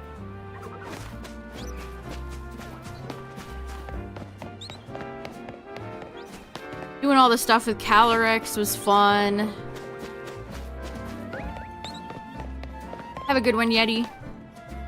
Me and my monkey.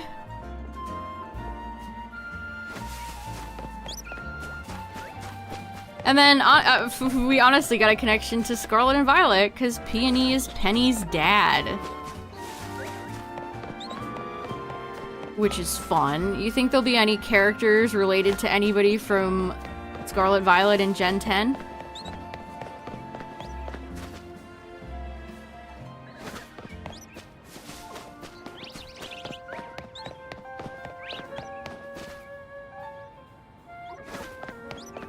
This is blah blah blah, and they're secretly related to Geeta. They also have a Go-Go and an Avalog. Can you believe it?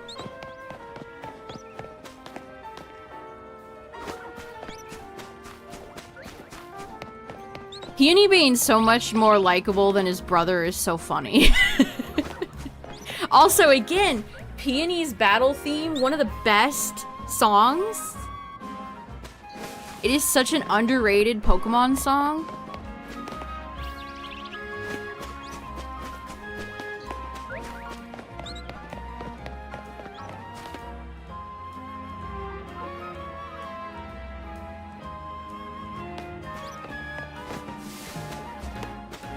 You know who they'd choose? They would probably pick, like,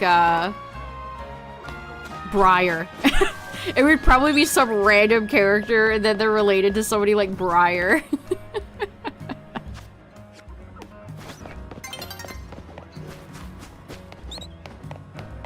I instinctually brought up my map there as if I was doing the Shalfa hunt.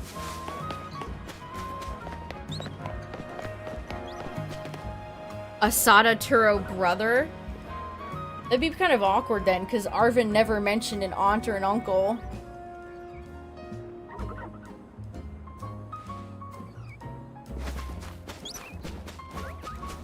But that has not stopped them before. It's like the new Mario movie sequel. It's like, where was Bowser Jr. during his father's wedding? You think his son would be in attendance?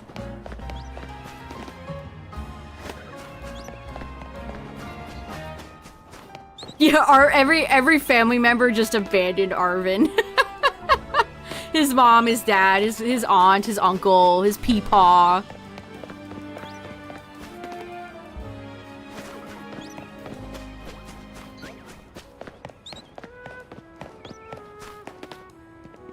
Oh, I keep doing it. Like, it's like, why am I... Like I'm shalfa hunting all over again. I always want to say, why did they call... Why do we have a Drayton and a Drayden? Drayton, Drayden. It's like whoever names these characters is purposely spiting me. You know how many times I've said Cubchew instead of Cubfu, or vice versa? You can't have characters this similar. I will mix them up.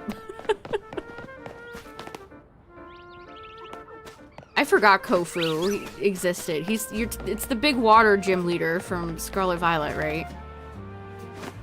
Who has a Venonat wallet.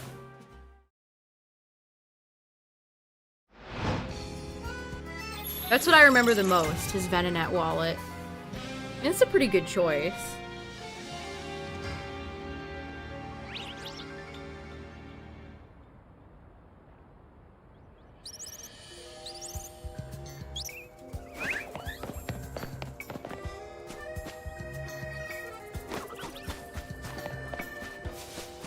I am glad that this game doesn't have a million ancestor characters, though. Can I say that?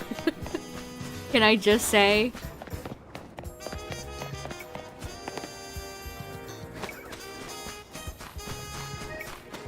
I am pretty happy that this game doesn't have a bajillion ancestor characters.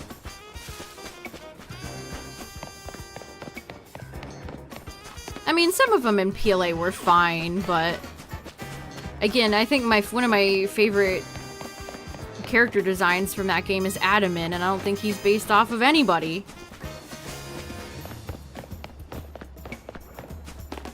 No!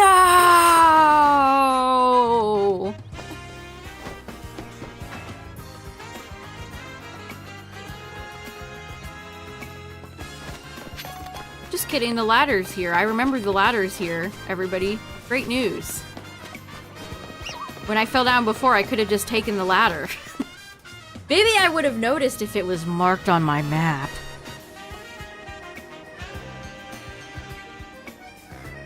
Perhaps I would have noticed if it was actually marked on my map. What's up, everybody coming in? I am shiny hunting a monkey. Which monkey will it be? I don't know.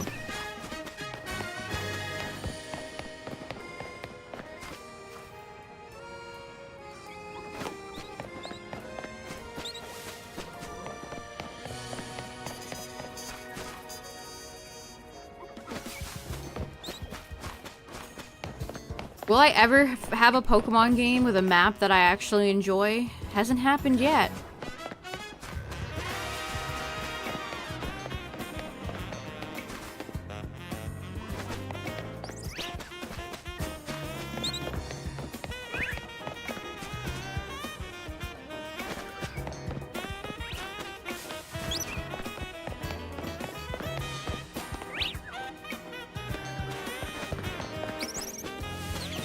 I do miss the atmospheric nighttime music from PLA.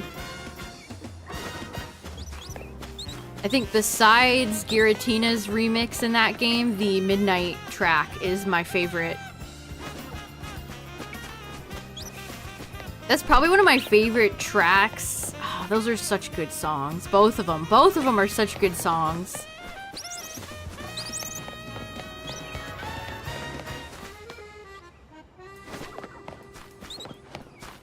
Yeah, I actually think that's a negative of this game. Like, I didn't need them to bring back every single gym leader and, you know, every member of the Elite Four, but it would have been nice to see at least a few more characters. Like, maybe tell us what Clement is up to.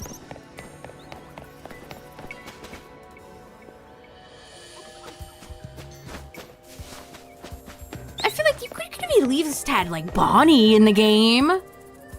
Have her, like...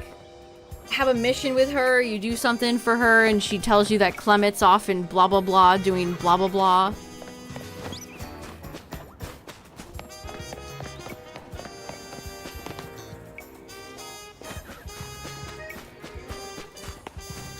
I mean, some of the NPCs make it sound like the Elite Four has been disbanded.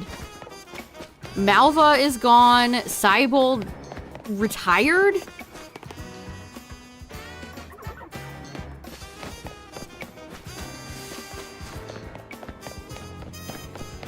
Yeah, the way they treated X and Y characters in this game is very weird.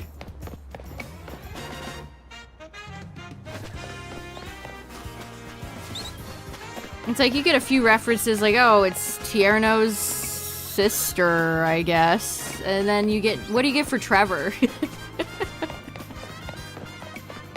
What love did Trevor get in this game?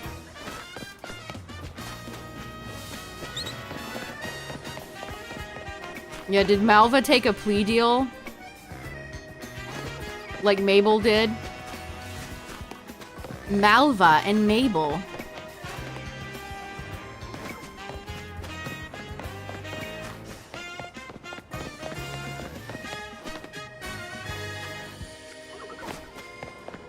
I think Cobalt Coastlands is my favorite map in PLA. That is a good song. I really like that, like, beachy area with the shipwrecked ships. That's one of my favorite areas in PLA. That actually gave me, like, a sense of, like, exploration. It's like, ooh, there's, like, ships here.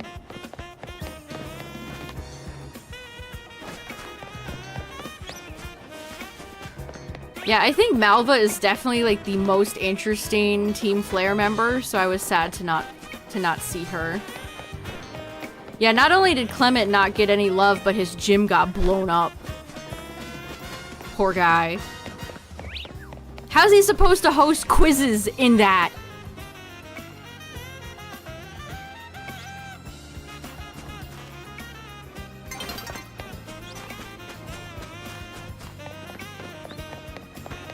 And again, I ask, why do you think they went Mabel?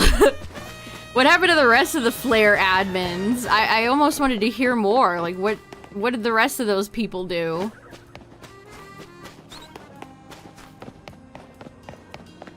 Does Mabel even know Lysander is, like, roaming around the city?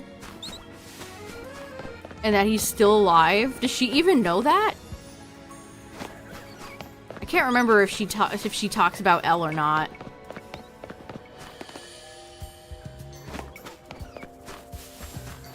Oh, she gives you the key to the lab, but I can't remember. Is Lysander immortal? He dies after 3,000 years, like AZ, right? Or is he immortal?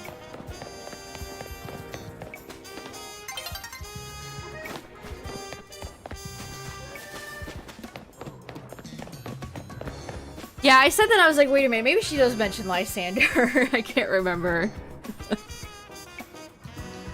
I can't remember.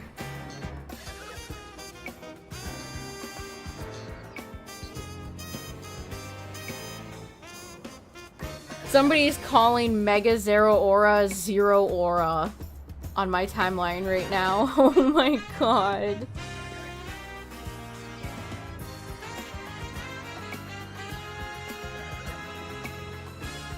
Zero Aura. That is devastating. That is devastating.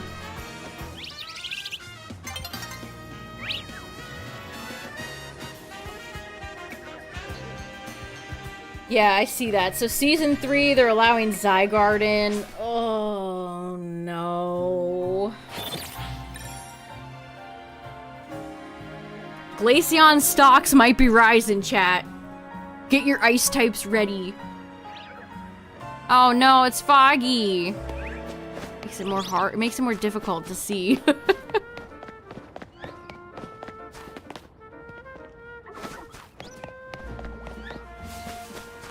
Clement went to help the Trick House. That would be an amazing little bit of lore. Maybe the Trick House has expanded to like an empire. The Trick House Emporium.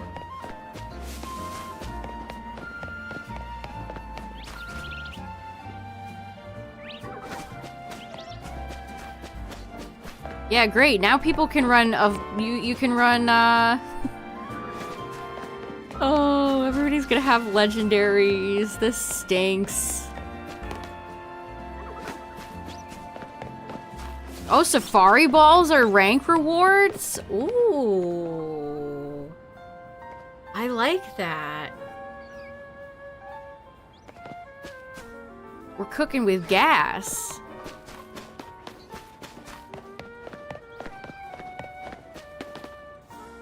Again, and if you can stomach all the Xerneas, Garchomp, miserable people on ranked, it is a good way to get Apru balls.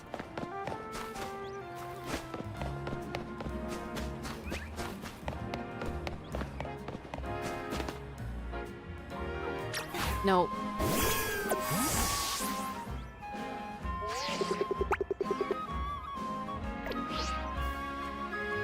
I hear Cleffa.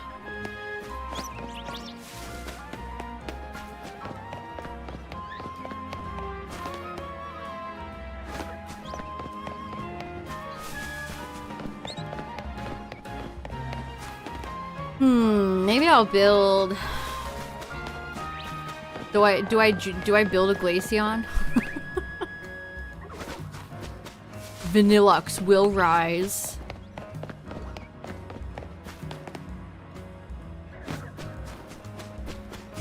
Well, great news, Chestnut fans. It's almost here.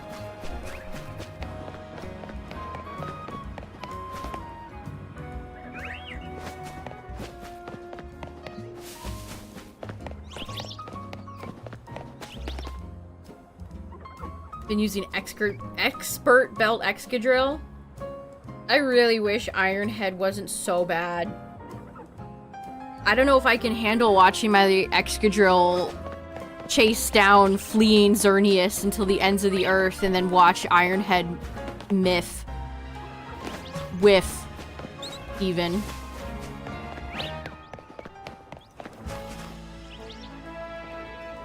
Well, the thing is, Diancie is not great. So you could bring Diancie if you wanted to ranked, but you're probably not gonna do many great things with it. Like, you could maybe nab some Charizards or Garys, but yeah, Diancie's not gonna take you super far. It's Xerneas. It's Xerneas you want to worry about.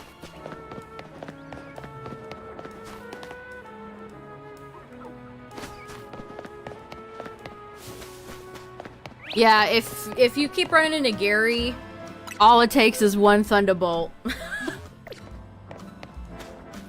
just put T-Bolt on something and you can zap Gary. I have been zapped many times using my Gary. It's so good though. Gyarados can get so many good kills. Waterfalling into a group of low health Pokemon. Oh, it's so good.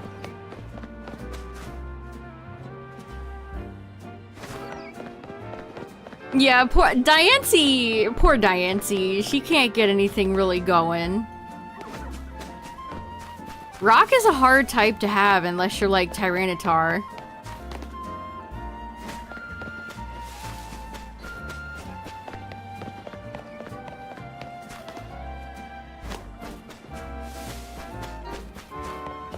Yeah, you've got to be a big Diancie enthusiast if you if you want to consider running it in ranked, because it just gets beat by so many things.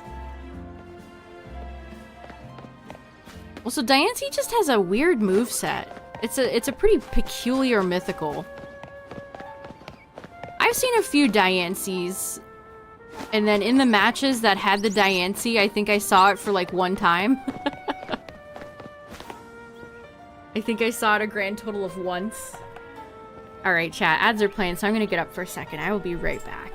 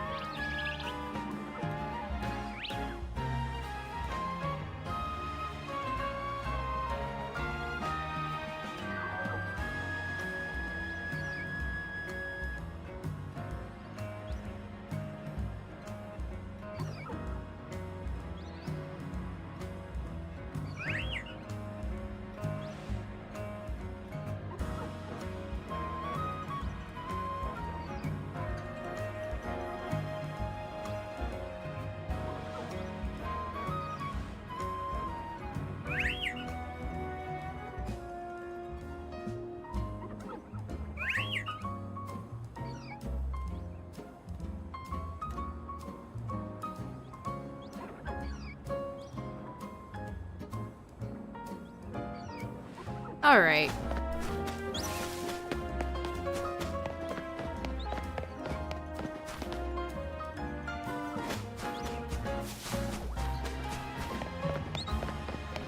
These peaceful, this peaceful floette in Flabebe, they're just hanging out.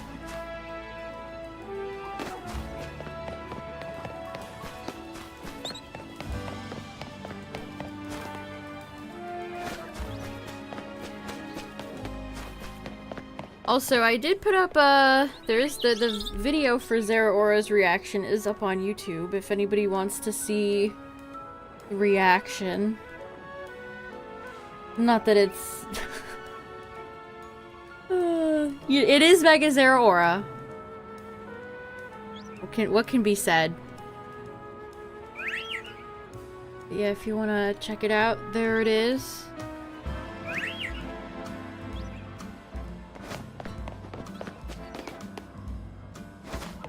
Timu Luxray.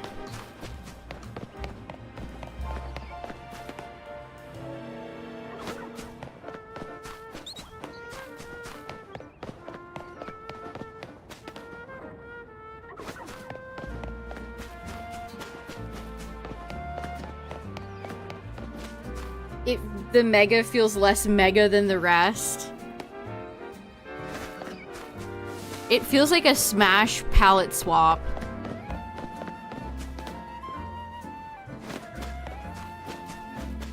With a few extra little things tacked on.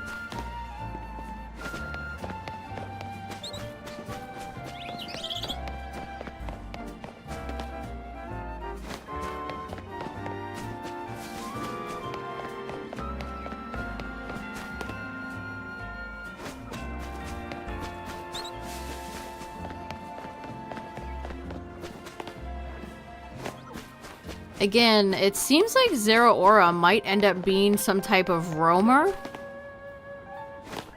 So like an Entei, Suicune, Raikou, so maybe it'll be bouncing all over the map and you have to encounter it a certain many times before you fight it.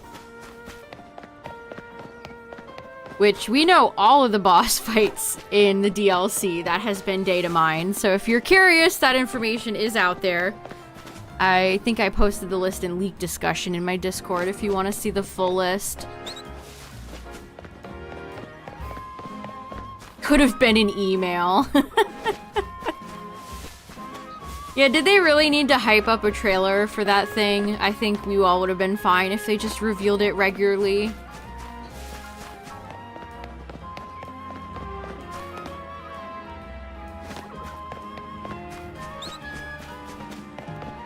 Jeez. I guess my ranking of the megas they've revealed would be Chimecho, my favorite, and then... I guess Baxcalibur, and then Zeraora? I don't know. I'm really just fully on board with Chimecho so far.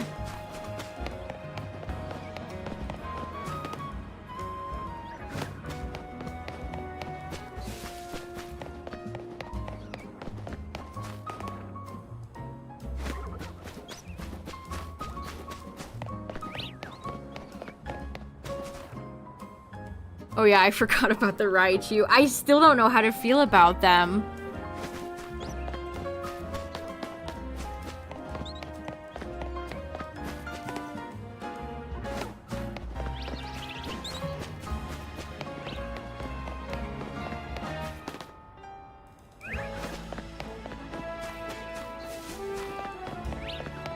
Like, there's parts of the Mega Raichus that I like.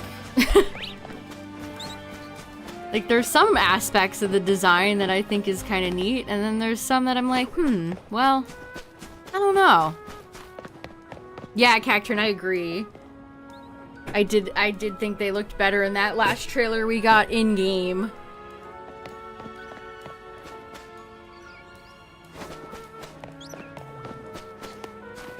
So many times they're, I don't know, like when Dragonite got revealed and they released that awful render. Like, you're not doing these Pokemon the most justice showing them like this. You know that, right?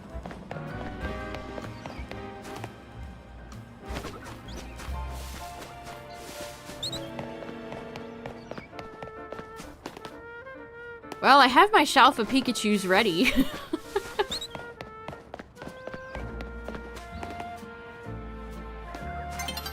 Maybe if one of them... I hope they have unique shinies. I feel like the shinies for the new batch of Megas are so safe. Do something unique with them. The new rendering style does not look good. There's something about it. I don't know, the 3D models just look under-detailed and kind of cheap, I guess? There's no, like, nice outlines or...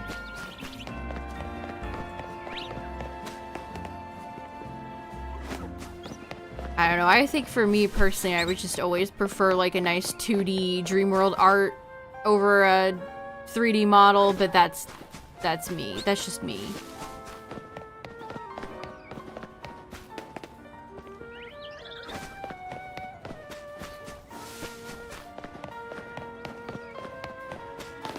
Detective Pikachu returns. I want somebody to make a documentary about that game. What went wrong?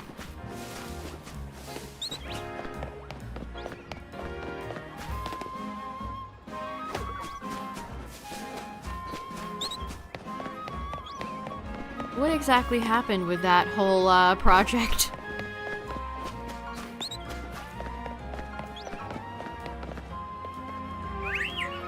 The 2D Mario art. I mean, some of that 2D Mario art's pretty iconic.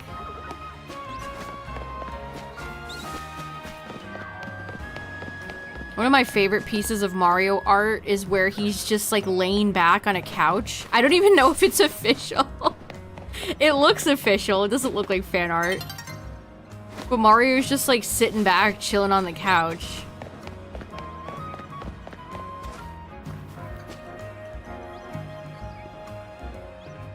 You think the Detective Pikachu game for the Switch was worse than the 3DS one? I can absolutely believe that.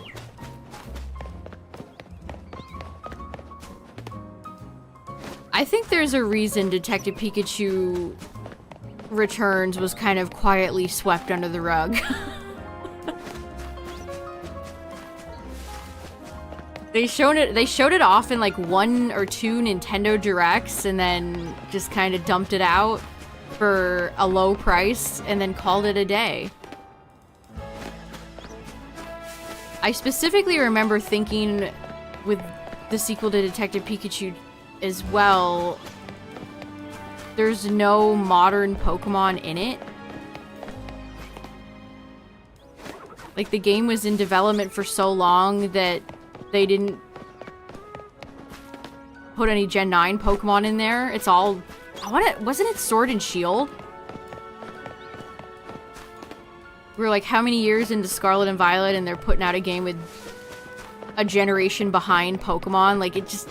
something's not adding up.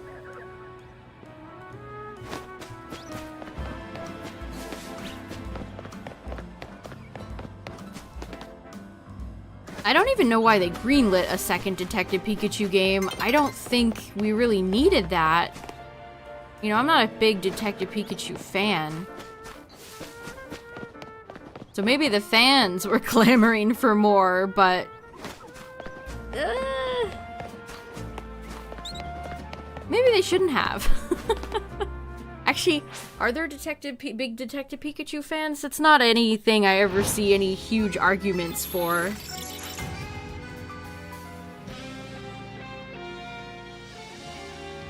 Yeah, are there fans? Does Detective Pikachu have fans? Not the movie. The games. Not the movie. We're not talking about the movie. This is purely the games.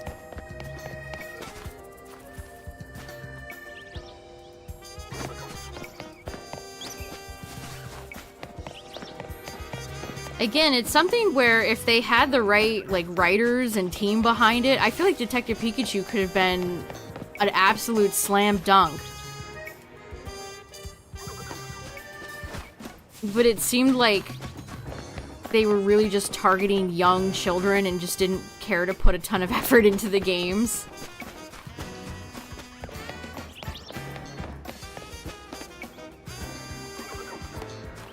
Like that Pikachu more than Ash's. I mean, Ash's Pikachu doesn't have a lot of personality, to be fair.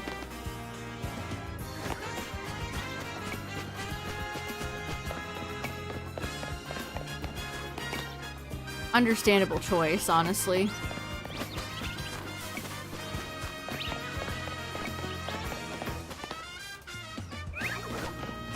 I don't think Detective Pikachu ever creepily said, "Ash, I love you."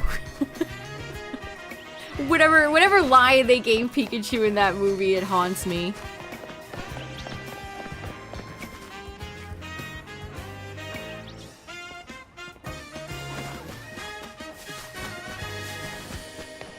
They got rid of the humans and made Detective Pikachu more like a mystery dungeon environment.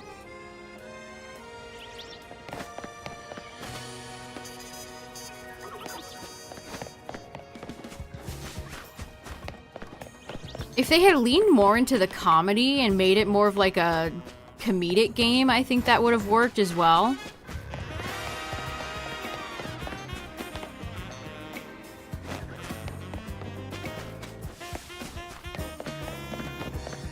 Detective Pikachu is such a strange offshoot of this franchise.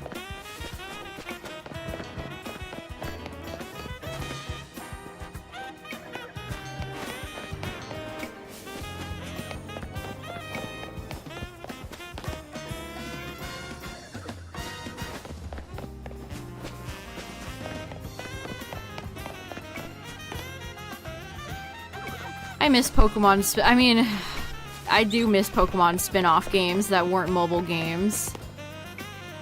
At least they didn't try to do any, like, tacky mobile shit with Detective Pikachu.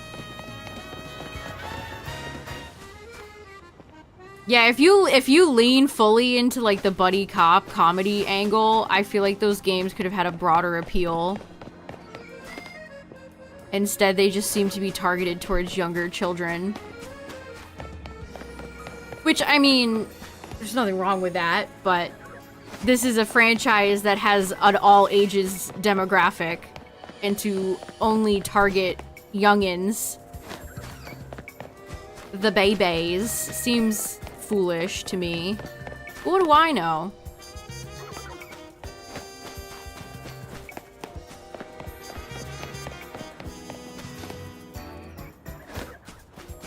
People were buying Detective Pikachu 2 from the Japanese Pokemon Center just to get the promo card that came with it. And this apparently upset them to the point where they'll never do that again. This was in the Terra leak. I don't know if they were allowed to return the game. Maybe people were returning it. Pre-ordering getting the game for the card and then returning the game and keeping the card. I don't know if that's what was happening, but that must have been some sort of debacle because they brought it up in the Terra leak and said they're not doing it again. No more promo cards as a pre-order bonus. It was a nice card, too. I remember the promo card, and it was one of those where it's like, I kind of want this. I want this card. This is a nice card.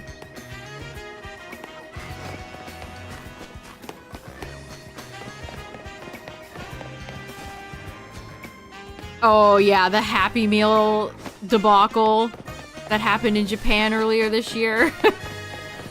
Some of the images that came out of that were wild stuff. Giant piles of discarded food because people only wanted the card.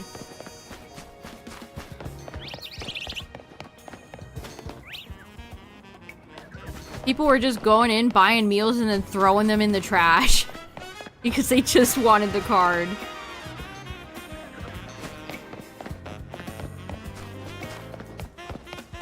I could never do that. I feel guilty wasting food for some reason.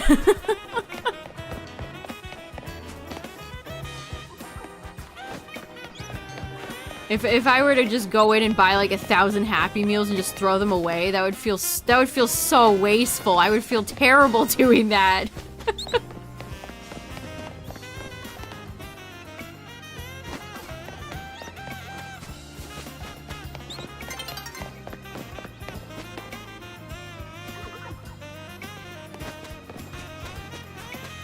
And there were pictures of just mile-long lines of everybody waiting. It was a mess.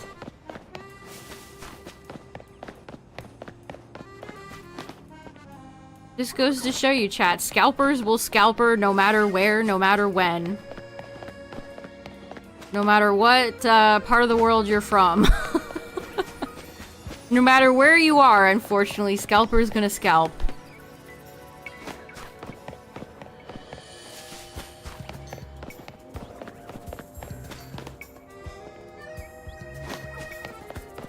Because I remember seeing some comments that were like, "Wow, I'm shocked. This is from Japan. I thought they weren't like this." And it's like, come on, man, come on, come on.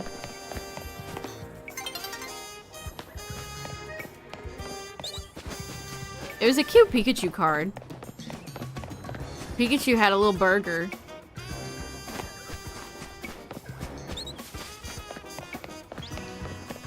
And then, they weren't even making big profits. That people were selling them for like 10 bucks on Macari JP, so it's not even... Like, just because you're scalping doesn't mean you're making a lot of money, you know?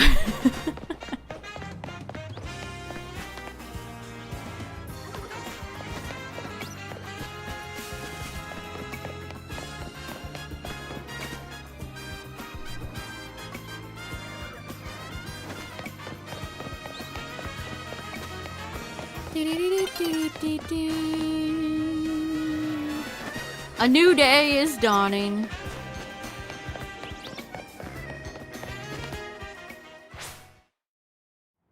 Guess it gives me a break to set my controller down for a second.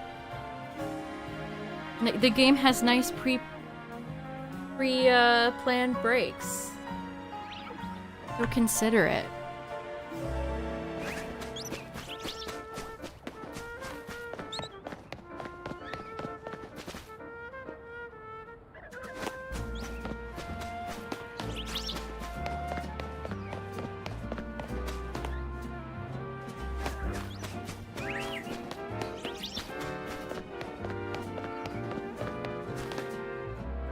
Dang, I'm not getting lucky at all tonight. I mean, I got Dragalge pretty early yesterday. That felt like it used up a lot of luck. Picking up Dragalge. And I had a pretty easy time catching all my Shalfas. None of them were, like, problematic. I think I had to reset for Kangaskhan and Clef, and that's it. Not bad at all.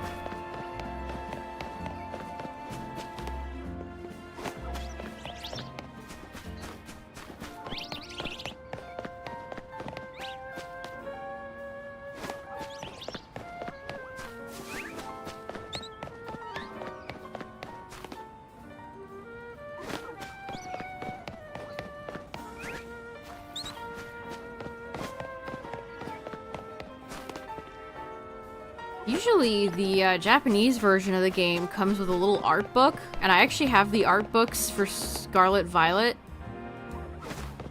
I have the one for PLA too. It's like, why can't they bring those over here? They're such a nice little pre-order bonus. And the Scarlet Violet ones are fun because they look just like the books in the game.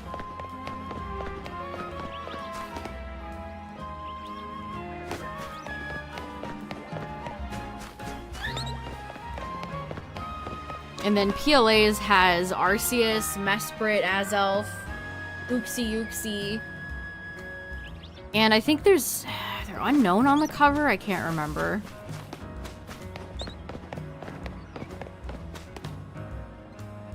Imagine if the unknown were in this game.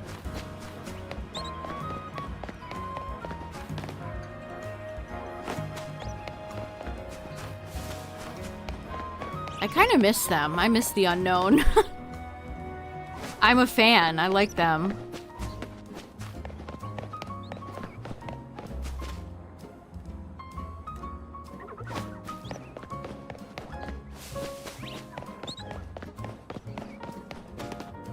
Big fan of the song To Know the Unknown from Pokemon 3 the movie.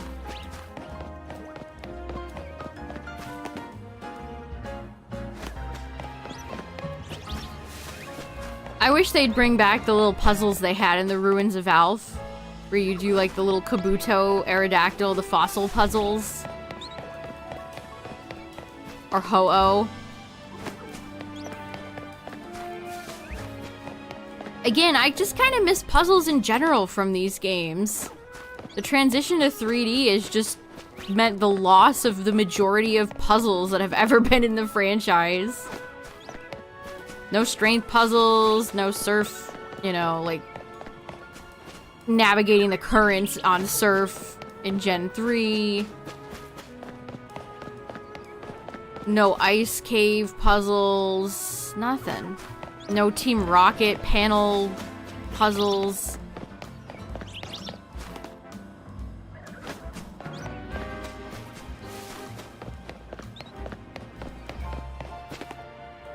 Yeah, you have to go to Ultra Sun, Ultra Moon for those, I guess.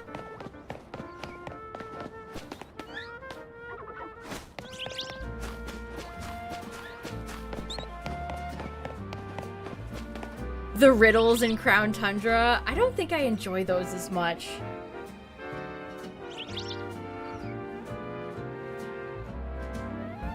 I guess it's a little reminiscent of the Reggie puzzles.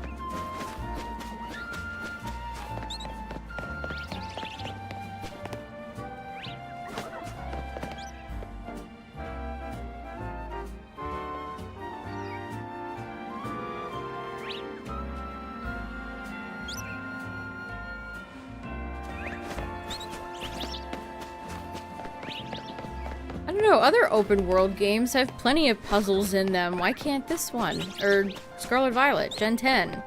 Assuming Gen 10's open world.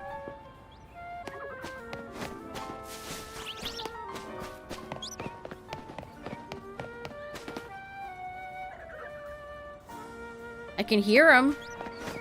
I could hear Pansage all the way over here.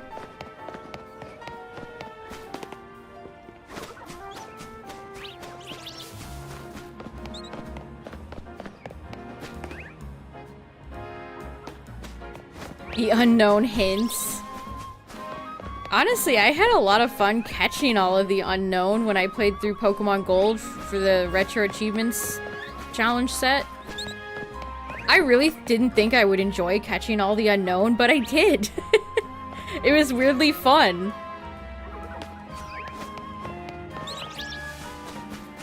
That was the first time I ever did that too, catching all the unknown, getting the unknown decks done. It almost made me want to shiny hunt them. I have one shiny unknown from PLA, and it's Unknown N. I really wanted to get O shiny. No.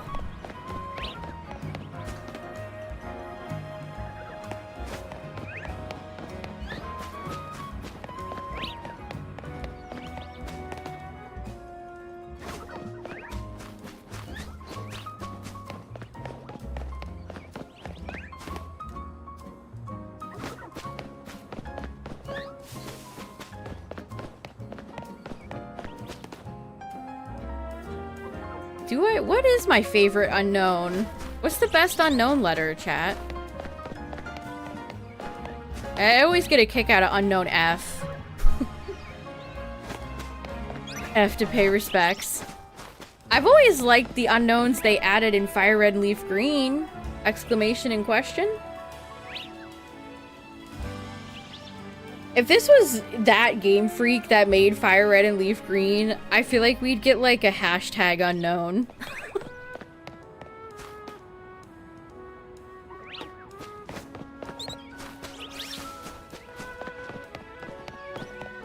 And then the eye could be in the middle. It could be in the middle of the hashtag.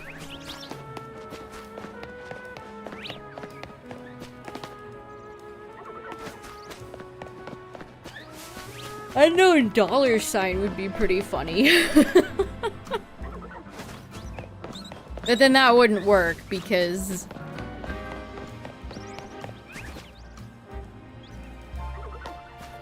I mean, they'd probably just choose the yen sign.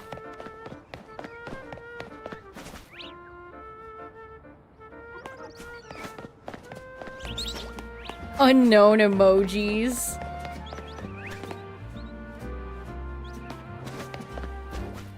I don't know if that idea has potential or if it's horrifying, or maybe a bit of both.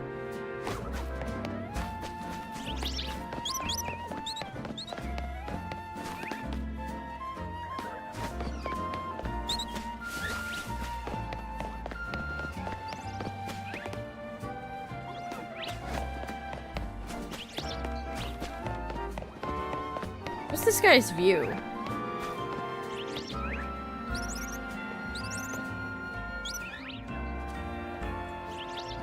It's not that great. Really shows you how short all the buildings in this damn city are. Almost makes it look like a older era, because there's no skyscrapers.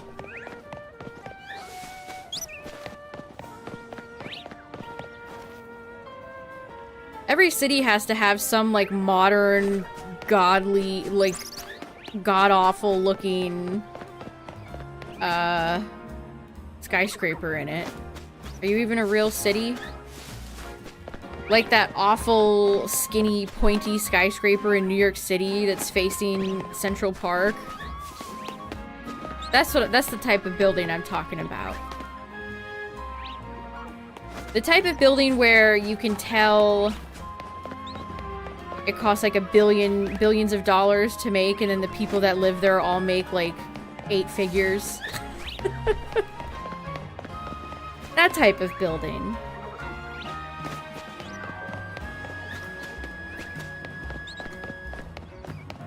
In order to stay in this penthouse suite facing Central Park, you need to pay $5 trillion.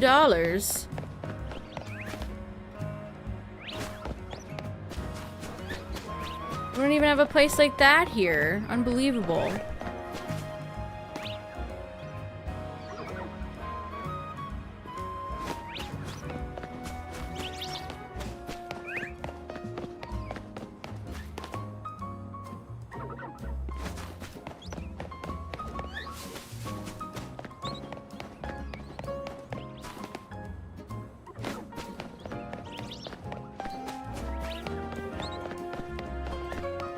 I don't even know what I marked over there. What's 80?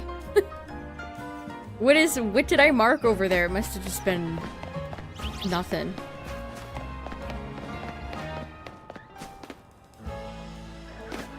I can see why people automate these, because this does hurt my hand after a while.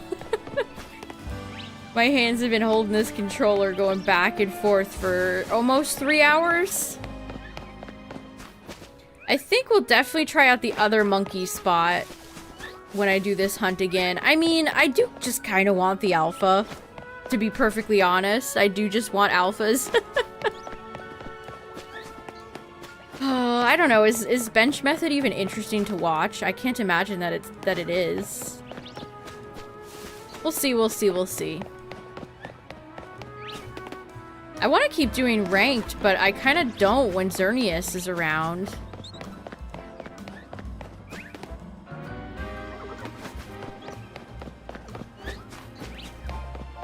Xerneas is mean.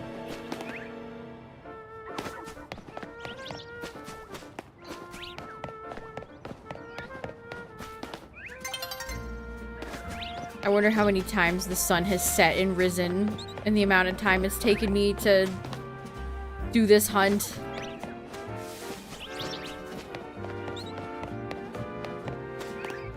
You can see the Holovator over there. And then the empty rolling hills outside the city limits.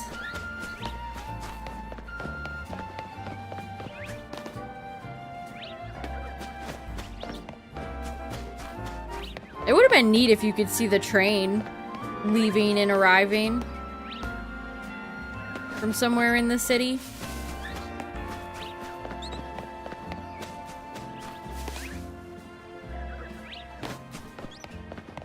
Too bad they didn't implement more, it would have been neat to have buses in the game. But then there's no traffic in the game, so... There's parked cars, but none of them are ever moving.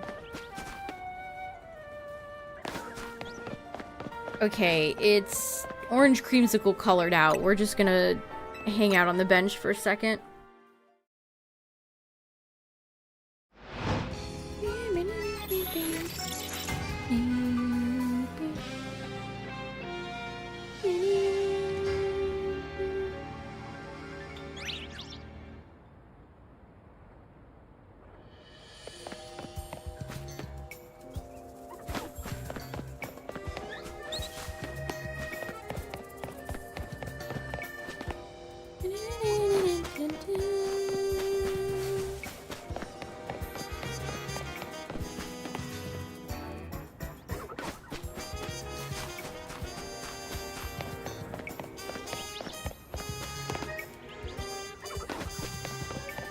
Anpor's mighty cry echoes over the rooftops. You can hear the alphas from so far away. You have to get right in their face to hear the shiny sound effect. But the alphas letting out their little reverberated warning sound effects. You'll hear that from 10 miles away.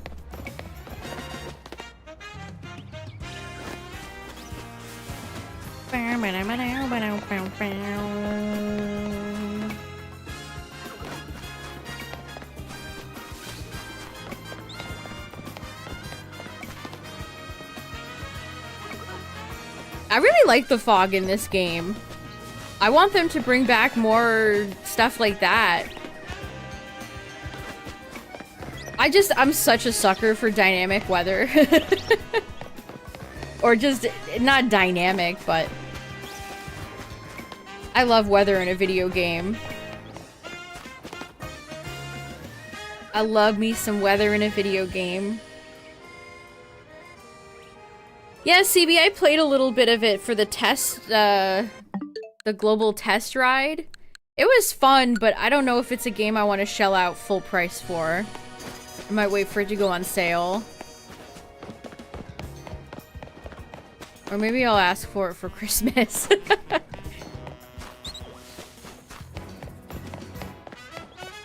Give me one Kirby for Christmas, please, Santa. Thank you.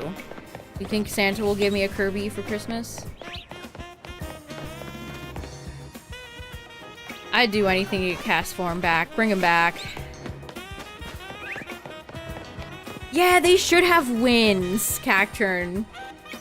You have a little bit of that in Scarlet Violet where, like, Jigglypuff will fly away. They need to bring that back. Because that's funny. I like that. Jigglypuff and Jumpluff, like, flying away in the wind. That's really cute. And tragic. Oh, yeah. If you're getting all the Air Riders amiibo...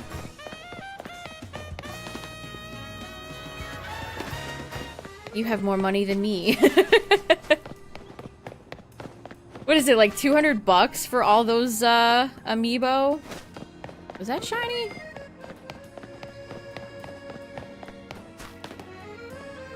No.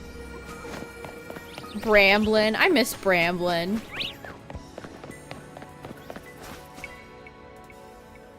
Yeah, would you like a game or would you like amiibo?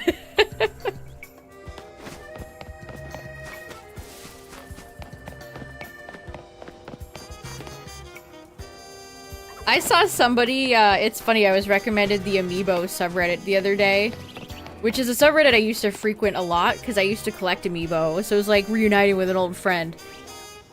But I peeked in because it recommended me.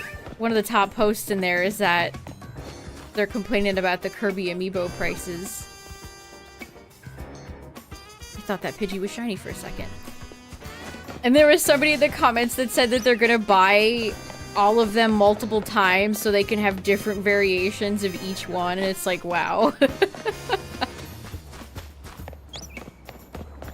Nintendo has some loyal fans, let me tell ya.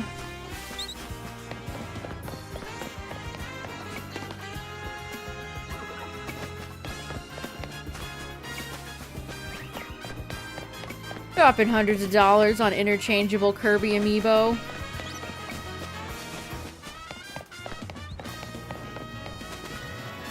A 5x5 grid.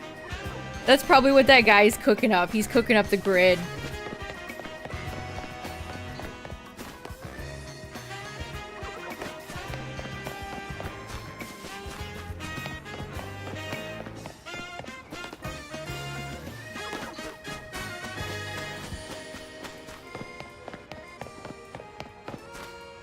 I made my own amiibo cards. Making amiibo is actually pretty fun. I just use my phone and then buy some blank NFC. You can buy NFC chips or stickers or cards. They come in a million different form factors. So when New Horizons came out, I made Animal Crossing cards. So I like printed a little... I got NFC cards and just printed a thing. Just a sticker and put it on the plastic card. And then for Breath of the Wild and Tears of the Kingdom, I got chips. These little NFC chips. So I could get all the amiibo. I mean, I actually have the Ocarina of Time amiibo, but it's sealed. I'm not opening. That boy is staying in there. He ain't coming out.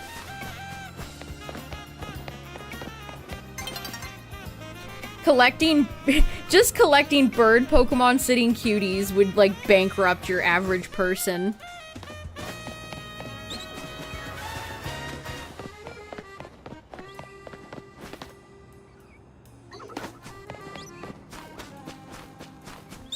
Yeah, Chad, if you ever needed access to any sort of amiibo for any sort of reason, you can make your own. It's very easy. I'm not sure you can do it with Apple, though. I did this with my Android. I thought that was a shiny Panpour for a second. You just sold your Carnivine cutie on eBay today? RIP. Did you at least get a pretty penny for it?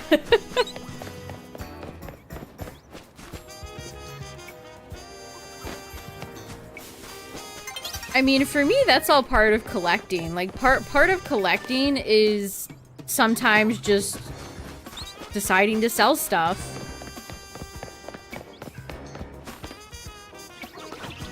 Sometimes you gotta weed. You gotta weed out the collection. I've collected a lot of Pokemon over the years that I do not collect anymore.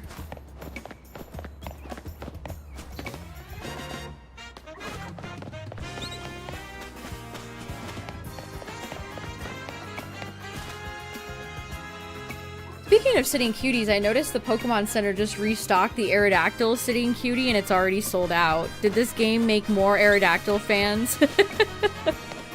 You love to see it. The Aerodactyl agenda.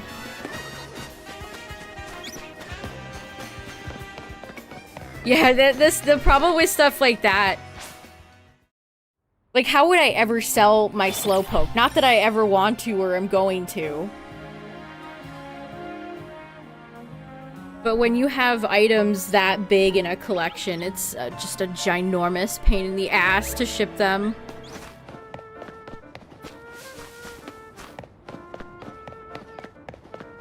It's like, I had a printer that could do, like, sublimation. And so I probably could have gotten some type of money for it, but it was so big and heavy and clunky that it's just not worth.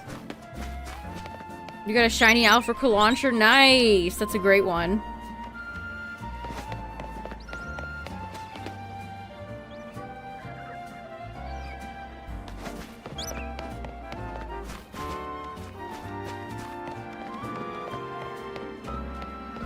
I think I have Carnivine too. I have so many sitting cuties I can't keep track. The ones that are in front of my face right now, I have Blacephalon, I have Alolan Muck, Maractus, and Zoroark.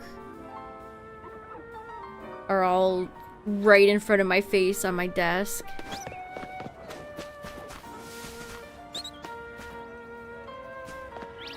Oh, you found it was just chillin', so you got a random Shalfa.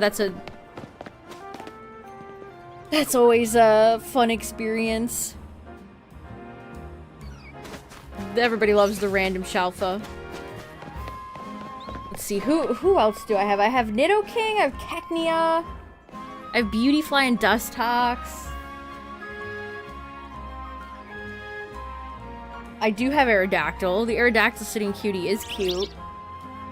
Gibble Garchomp Gabite, of course. Oh, I have Palkia. Oh, you have Gulpin? That's amazing. I bet that's a cute little plush.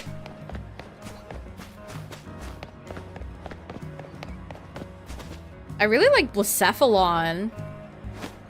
They honestly kind of killed it with the Gen 7 Alolan sitting cuties.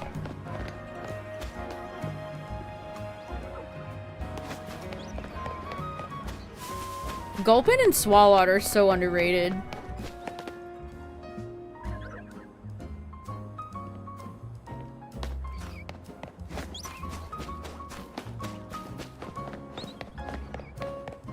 If the Xurkitree cutie is good, I mean, Blacephalon is really nice. So taking that logic, I would assume Xurkitree's is decent.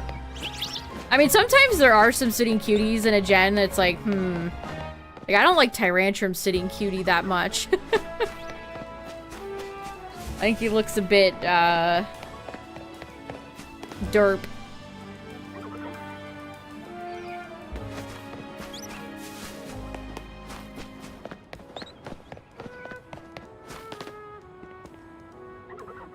Oh, you got Tenna and Spamton? That's fun.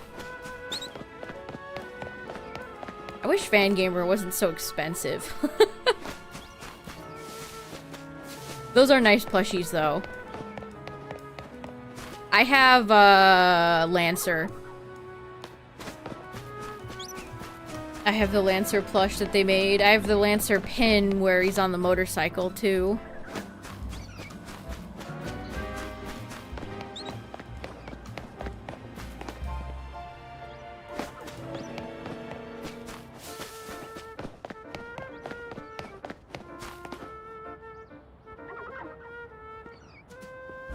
Earthbound fan site? I mean, that lore would make sense as to why they connected up with Toby, but I don't know. They're pretty big now. They're a big company. Like, they make merchandise for a lot of games. Not just Undertale, Deltarune. They got a lot of Konami games. They got a lot of, like, indie Japanese games. They have a pretty big catalog at this point.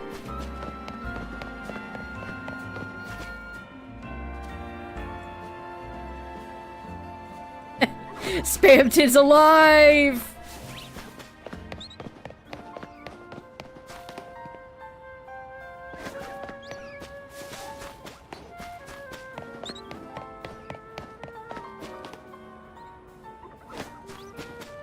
Yeah, they have Baba Is You.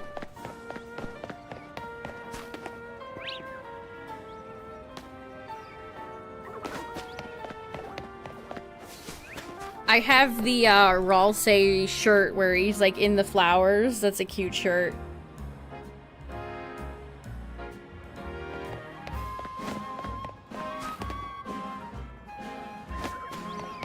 Yeah, they're pretty pricey. I mean, everything I've ever gotten from them is good quality, but they are pretty pricey. It was creepy, loud, and long. It's a great way to describe Spam Tim in general, I think. He's like your Furby talking out of your closet in the middle of the night. Feed me, I'm hungry. They still make Furbies. They have like a modern, fancy little box. They still make Furbies. I don't know if they go, feed me, I'm hungry anymore. The Furby I had as a kid, I still have it somewhere, I think, is black and white stripes. Furby x Kirby.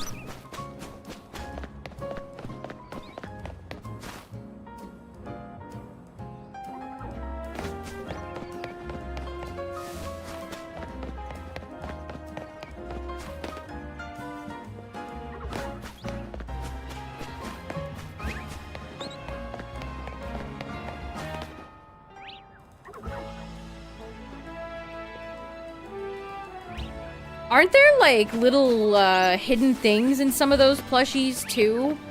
Like, I saw somebody on Twitter who, like, opened up their spam tin and claimed that Peepus was inside.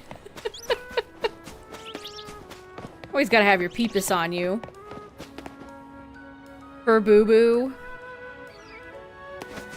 I was in, Ross the other night, and they had the most blatant not Labubu merchandise I had ever seen. It was like shameless how identical to Labubu's it was. But it was all over the kids section.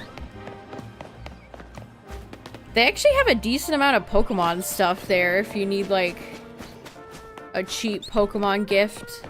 Or you want like a Greninja. They had tons of Greninja. And they had, I actually got a Pokemon thing. It's the Build Your Pixel Art Charmander. It was $7.99. Not bad, not a bad price. I have not built him yet. There's gonna be a Labubu movie. I mean, the original artist who made Labubus is pretty talented, so if they get him involved, maybe that could be interesting. Or is it going to be like the Emoji Movie?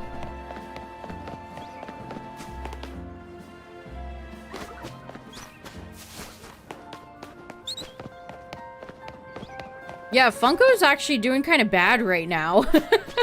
They've been steadily losing money for a while.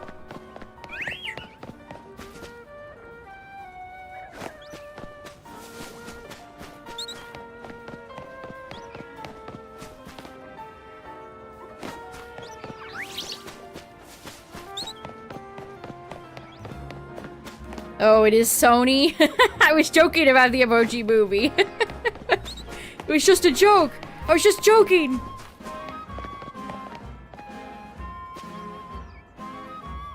Yeah, it's like, wasn't Michael Bay making a Skibbity Toilet movie?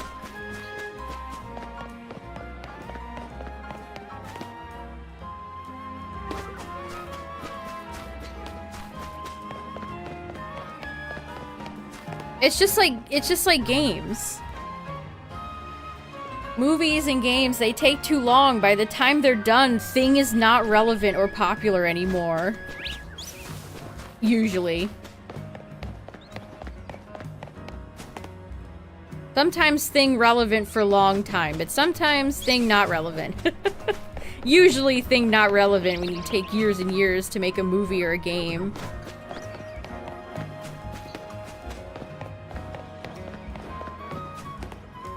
I do think blind bag figures are here to stay.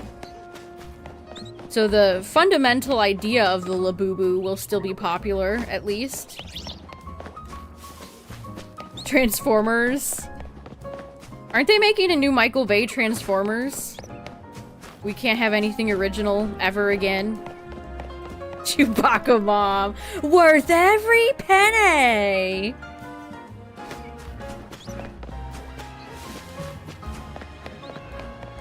Mega 64 needs to do another, like, big streaming event. I've missed that. I don't know if they'll ever top The Room. That was so good. I was just talking with Tyler the other day. It's like, they need to do another big streaming event. A 6-7 movie.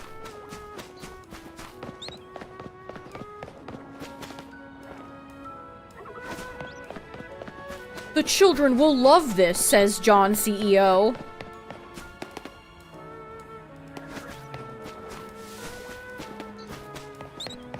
The best thing from the Bay Transformers movies were the Linkin Park songs that came out with most of them, some of them.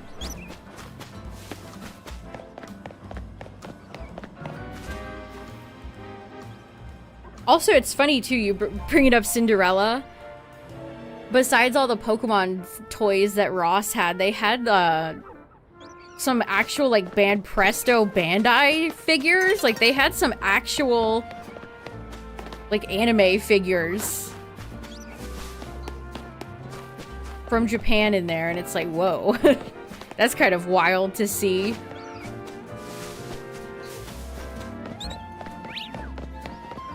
You think the Minecraft movie will win Best Adaptation at the Game Awards, chat? Do you think Jeff Keighley will bring Jack Black on stage and he can go chicken jockey? And then we all clap. You think that'll happen? I can't believe Jeff fucking hates Sonic, chat. Jeff hates Sonic. Sonic 3 did not get anything. That movie got absolutely 0 nods. Is the Minecraft movie worth watching? If you're ever in, like, a silly, goofy mood and you want to watch a silly, goofy movie, that might be a good choice.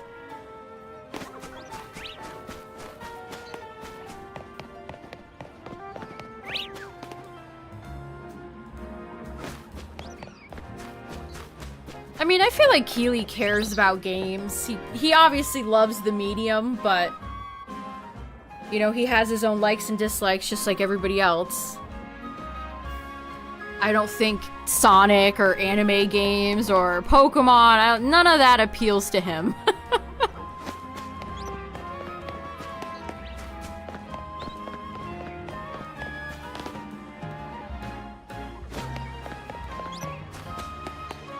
Yeah, if you have, like, some family or friends around and you want to watch a stupid movie together, the Minecraft movie would fit the bill perfectly.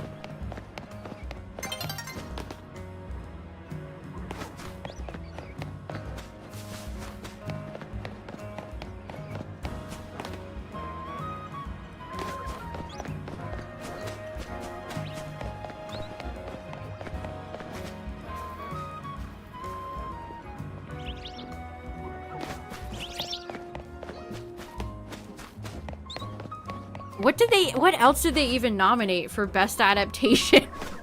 What was there besides the Minecraft movie? What else was there?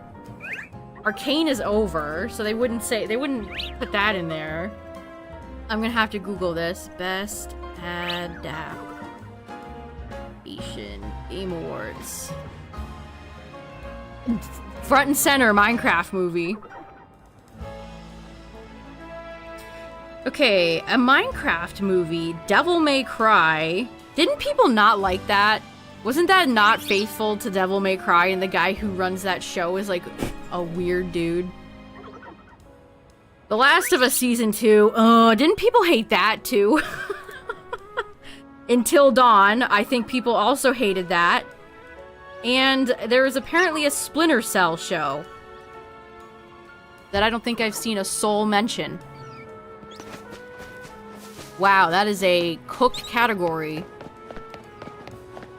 You didn't watch season 2? Apparently, it wasn't very good.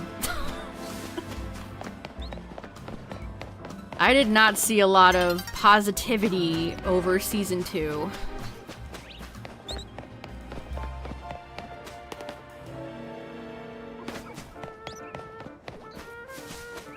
Wow, that's...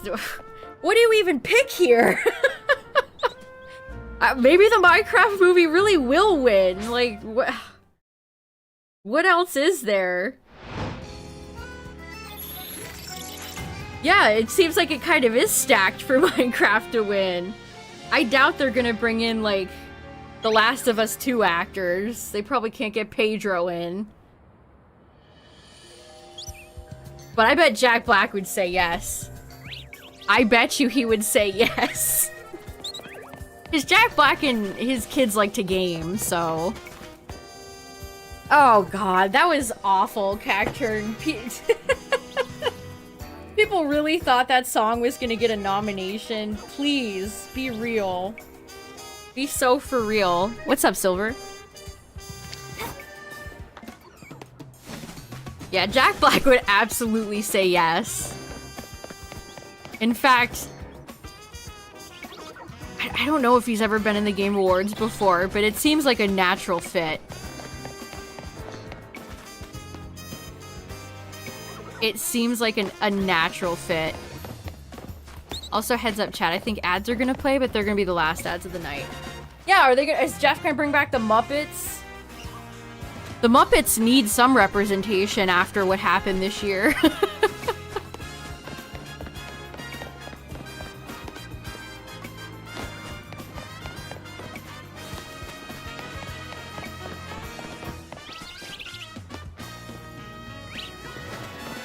The last remaining thing Jim Henson ever worked on, the ride in Disney World in Hollywood Studios, closed.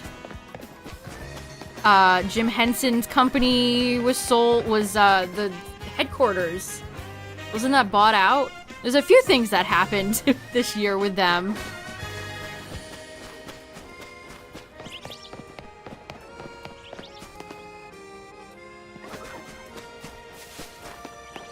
But yeah, Disney, stopped the show that they had in Hollywood Studios.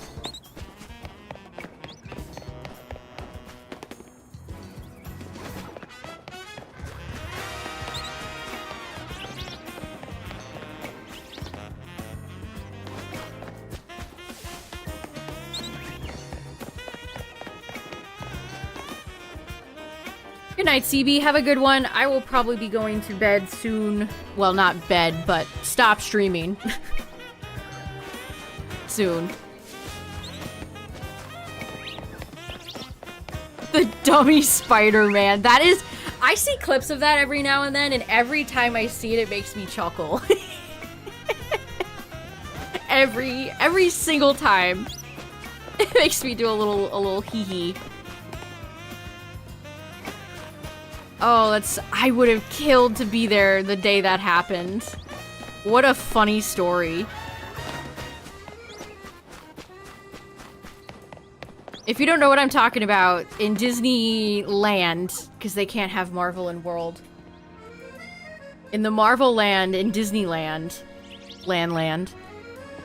there's a little show that they put on in Avengers Campus. And at one point, they have a Spider-Man animatronic launch. And, it miscalculated. Somebody miscalculated or something went wrong, and the Spider-Man animatronic flew into a building.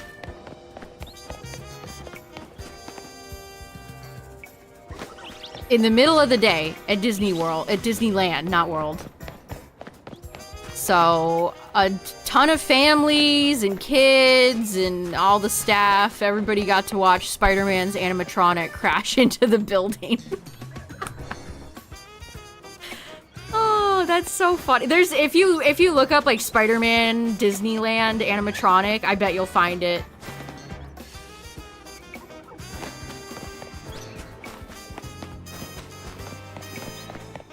I mean, you'd think a Marvel world would be interesting, but I think Avengers Campus is kind of boring.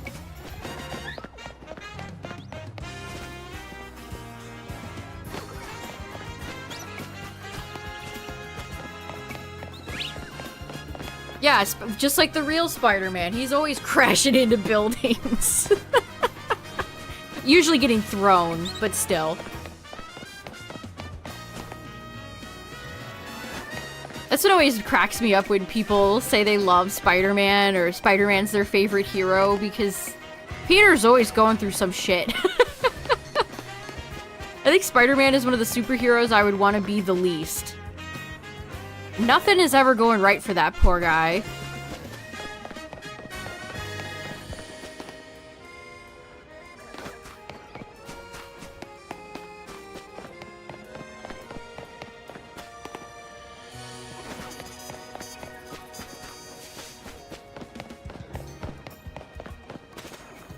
You watch Weapons, it's great.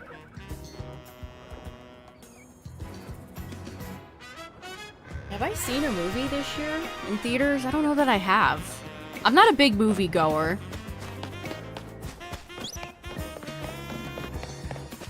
Spider-Man 3. That is certainly a movie of all time.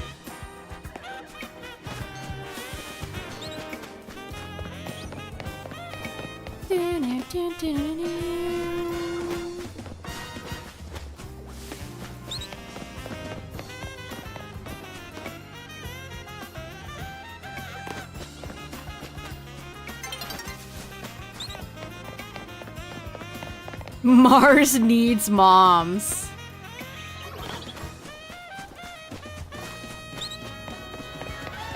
Didn't that movie kill that whole studio? That was the studio that made Polar Express, wasn't it? Zemeckis? Does that sound right? We're coming up on Polar Express time. I always, Brutal Moose. I'm sure some of you have watched some of his content, but he has a tradition every year on stream. He plays the Polar Express games.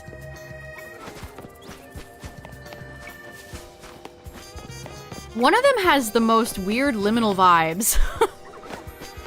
You're in Santa's empty factory and it's just these huge empty rooms.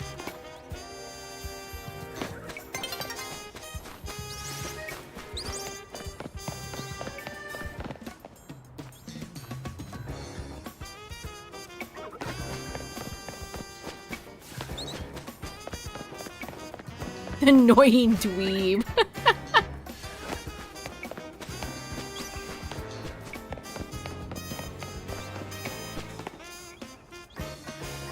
I didn't even realize as a kid that all the adults were Tom Hanks.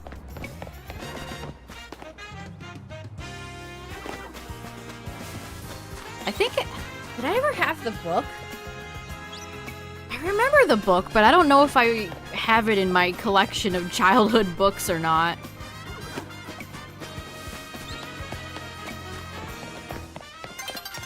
Steven Tyler Elf.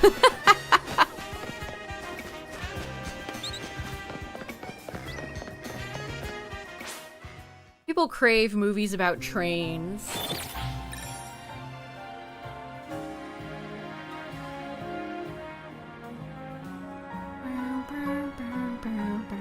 Alright, let's do a few more checks, chat.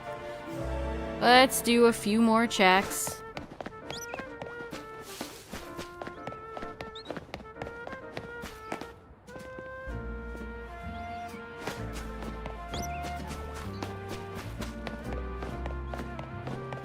A Goomba with Steven Tyler's face. That sounds very scary. A Goomba with any sort of human face just sounds upsetting. I can't wait to find out what celebrities they end up casting for, like, Wario.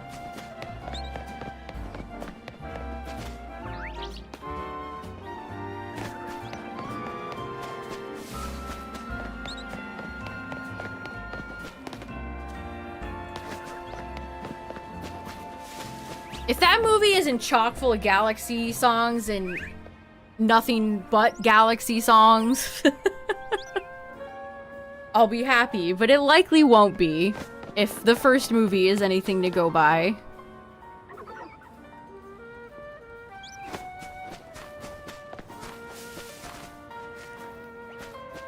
Yeah, honestly, the live-action Mario movie really is just an unpleasant thing to look at.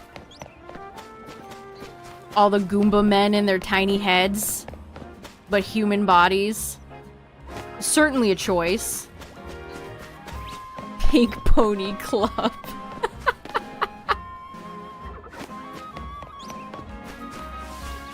Yeah, they'll have Peach, like, girl bossing her way through something, and it'll be Pink Pony Club. The animated Mario show, it's cute. All those old cartoons have a charm to them, you know?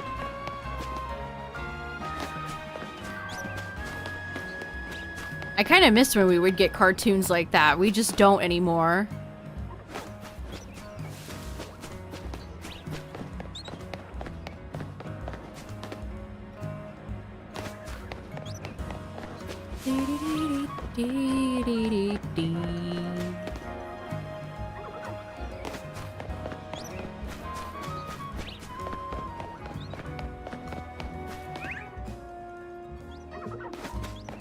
The Super Mario Brothers Super Show.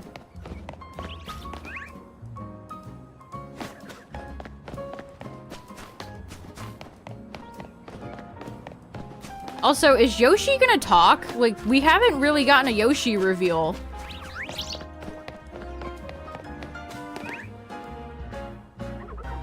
At least mentioned. I bet you're right, Cacturn.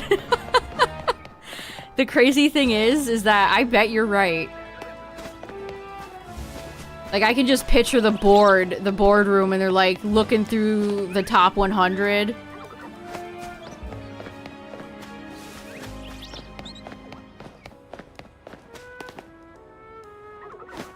Link gets into a dungeon, cue I Need a Hero plays.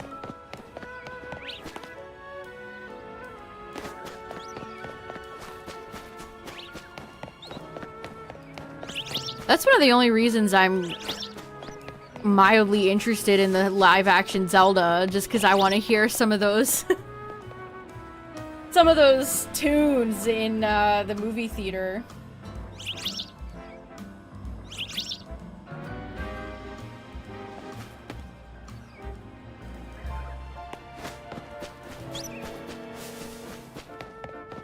Space, galaxy, or star.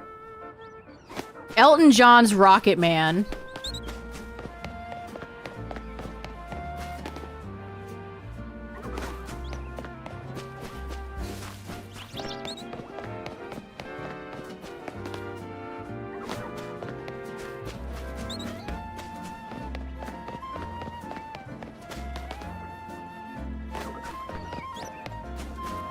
I hope Luigi gets more to do in this movie.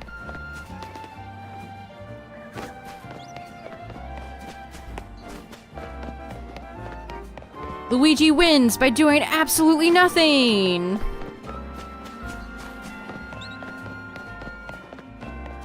Ugh, sometimes I get confused on this rooftop. Going back and forth so many times.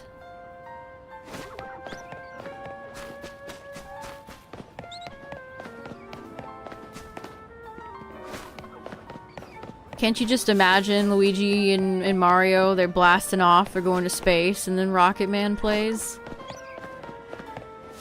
Yeah.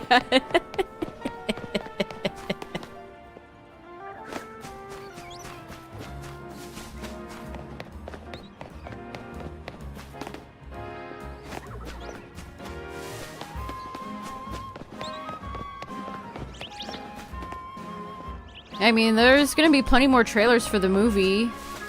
We really just saw the first initial one. I'm sure they'll start racking up more marketing as we go.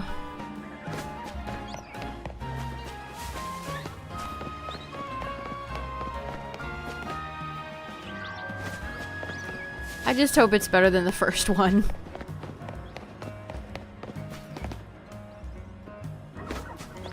I am also saying that for FNAF 2.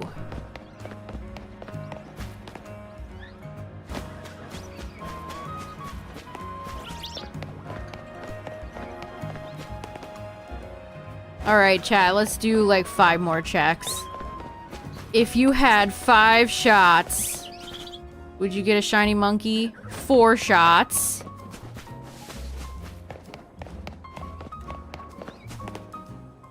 Three shots.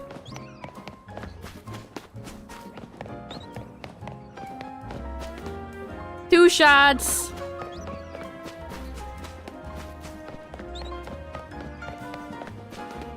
One shot.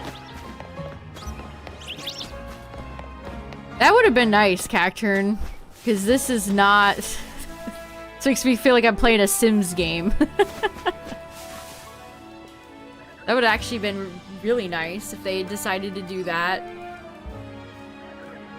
Oh, but alas, just like me walking away with no shiny. No progress was made. I'm not used to walking away and not having like 3 extra shinies I didn't intend to get here. But perhaps when we try the other monkey place...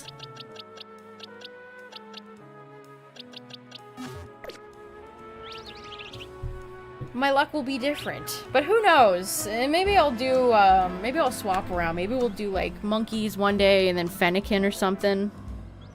I don't know. We'll see. But thanks for hanging out tonight, everybody. I appreciate it. That was a 3.5 hour long monkey hunting session where I added no numbers. Zeros all across the boards. Yeah, the mountains look good. But, yeah, thanks for hanging out, everybody. Check out the Discord. You can share your own shinies. Shout out to the YouTube viewers, the VOD watchers. Thanks for all the follows tonight. I appreciate it. I don't know if I'm gonna stream tomorrow. I think I might work on my video. But we'll definitely be back this weekend. And again, if you missed my Zero Aura reaction, there it is. And, yeah, thanks for hanging out, everybody. I appreciate it. And I'll see you all later. Good night, everybody. Bye. I didn't hit the stop streaming button. Stop streaming!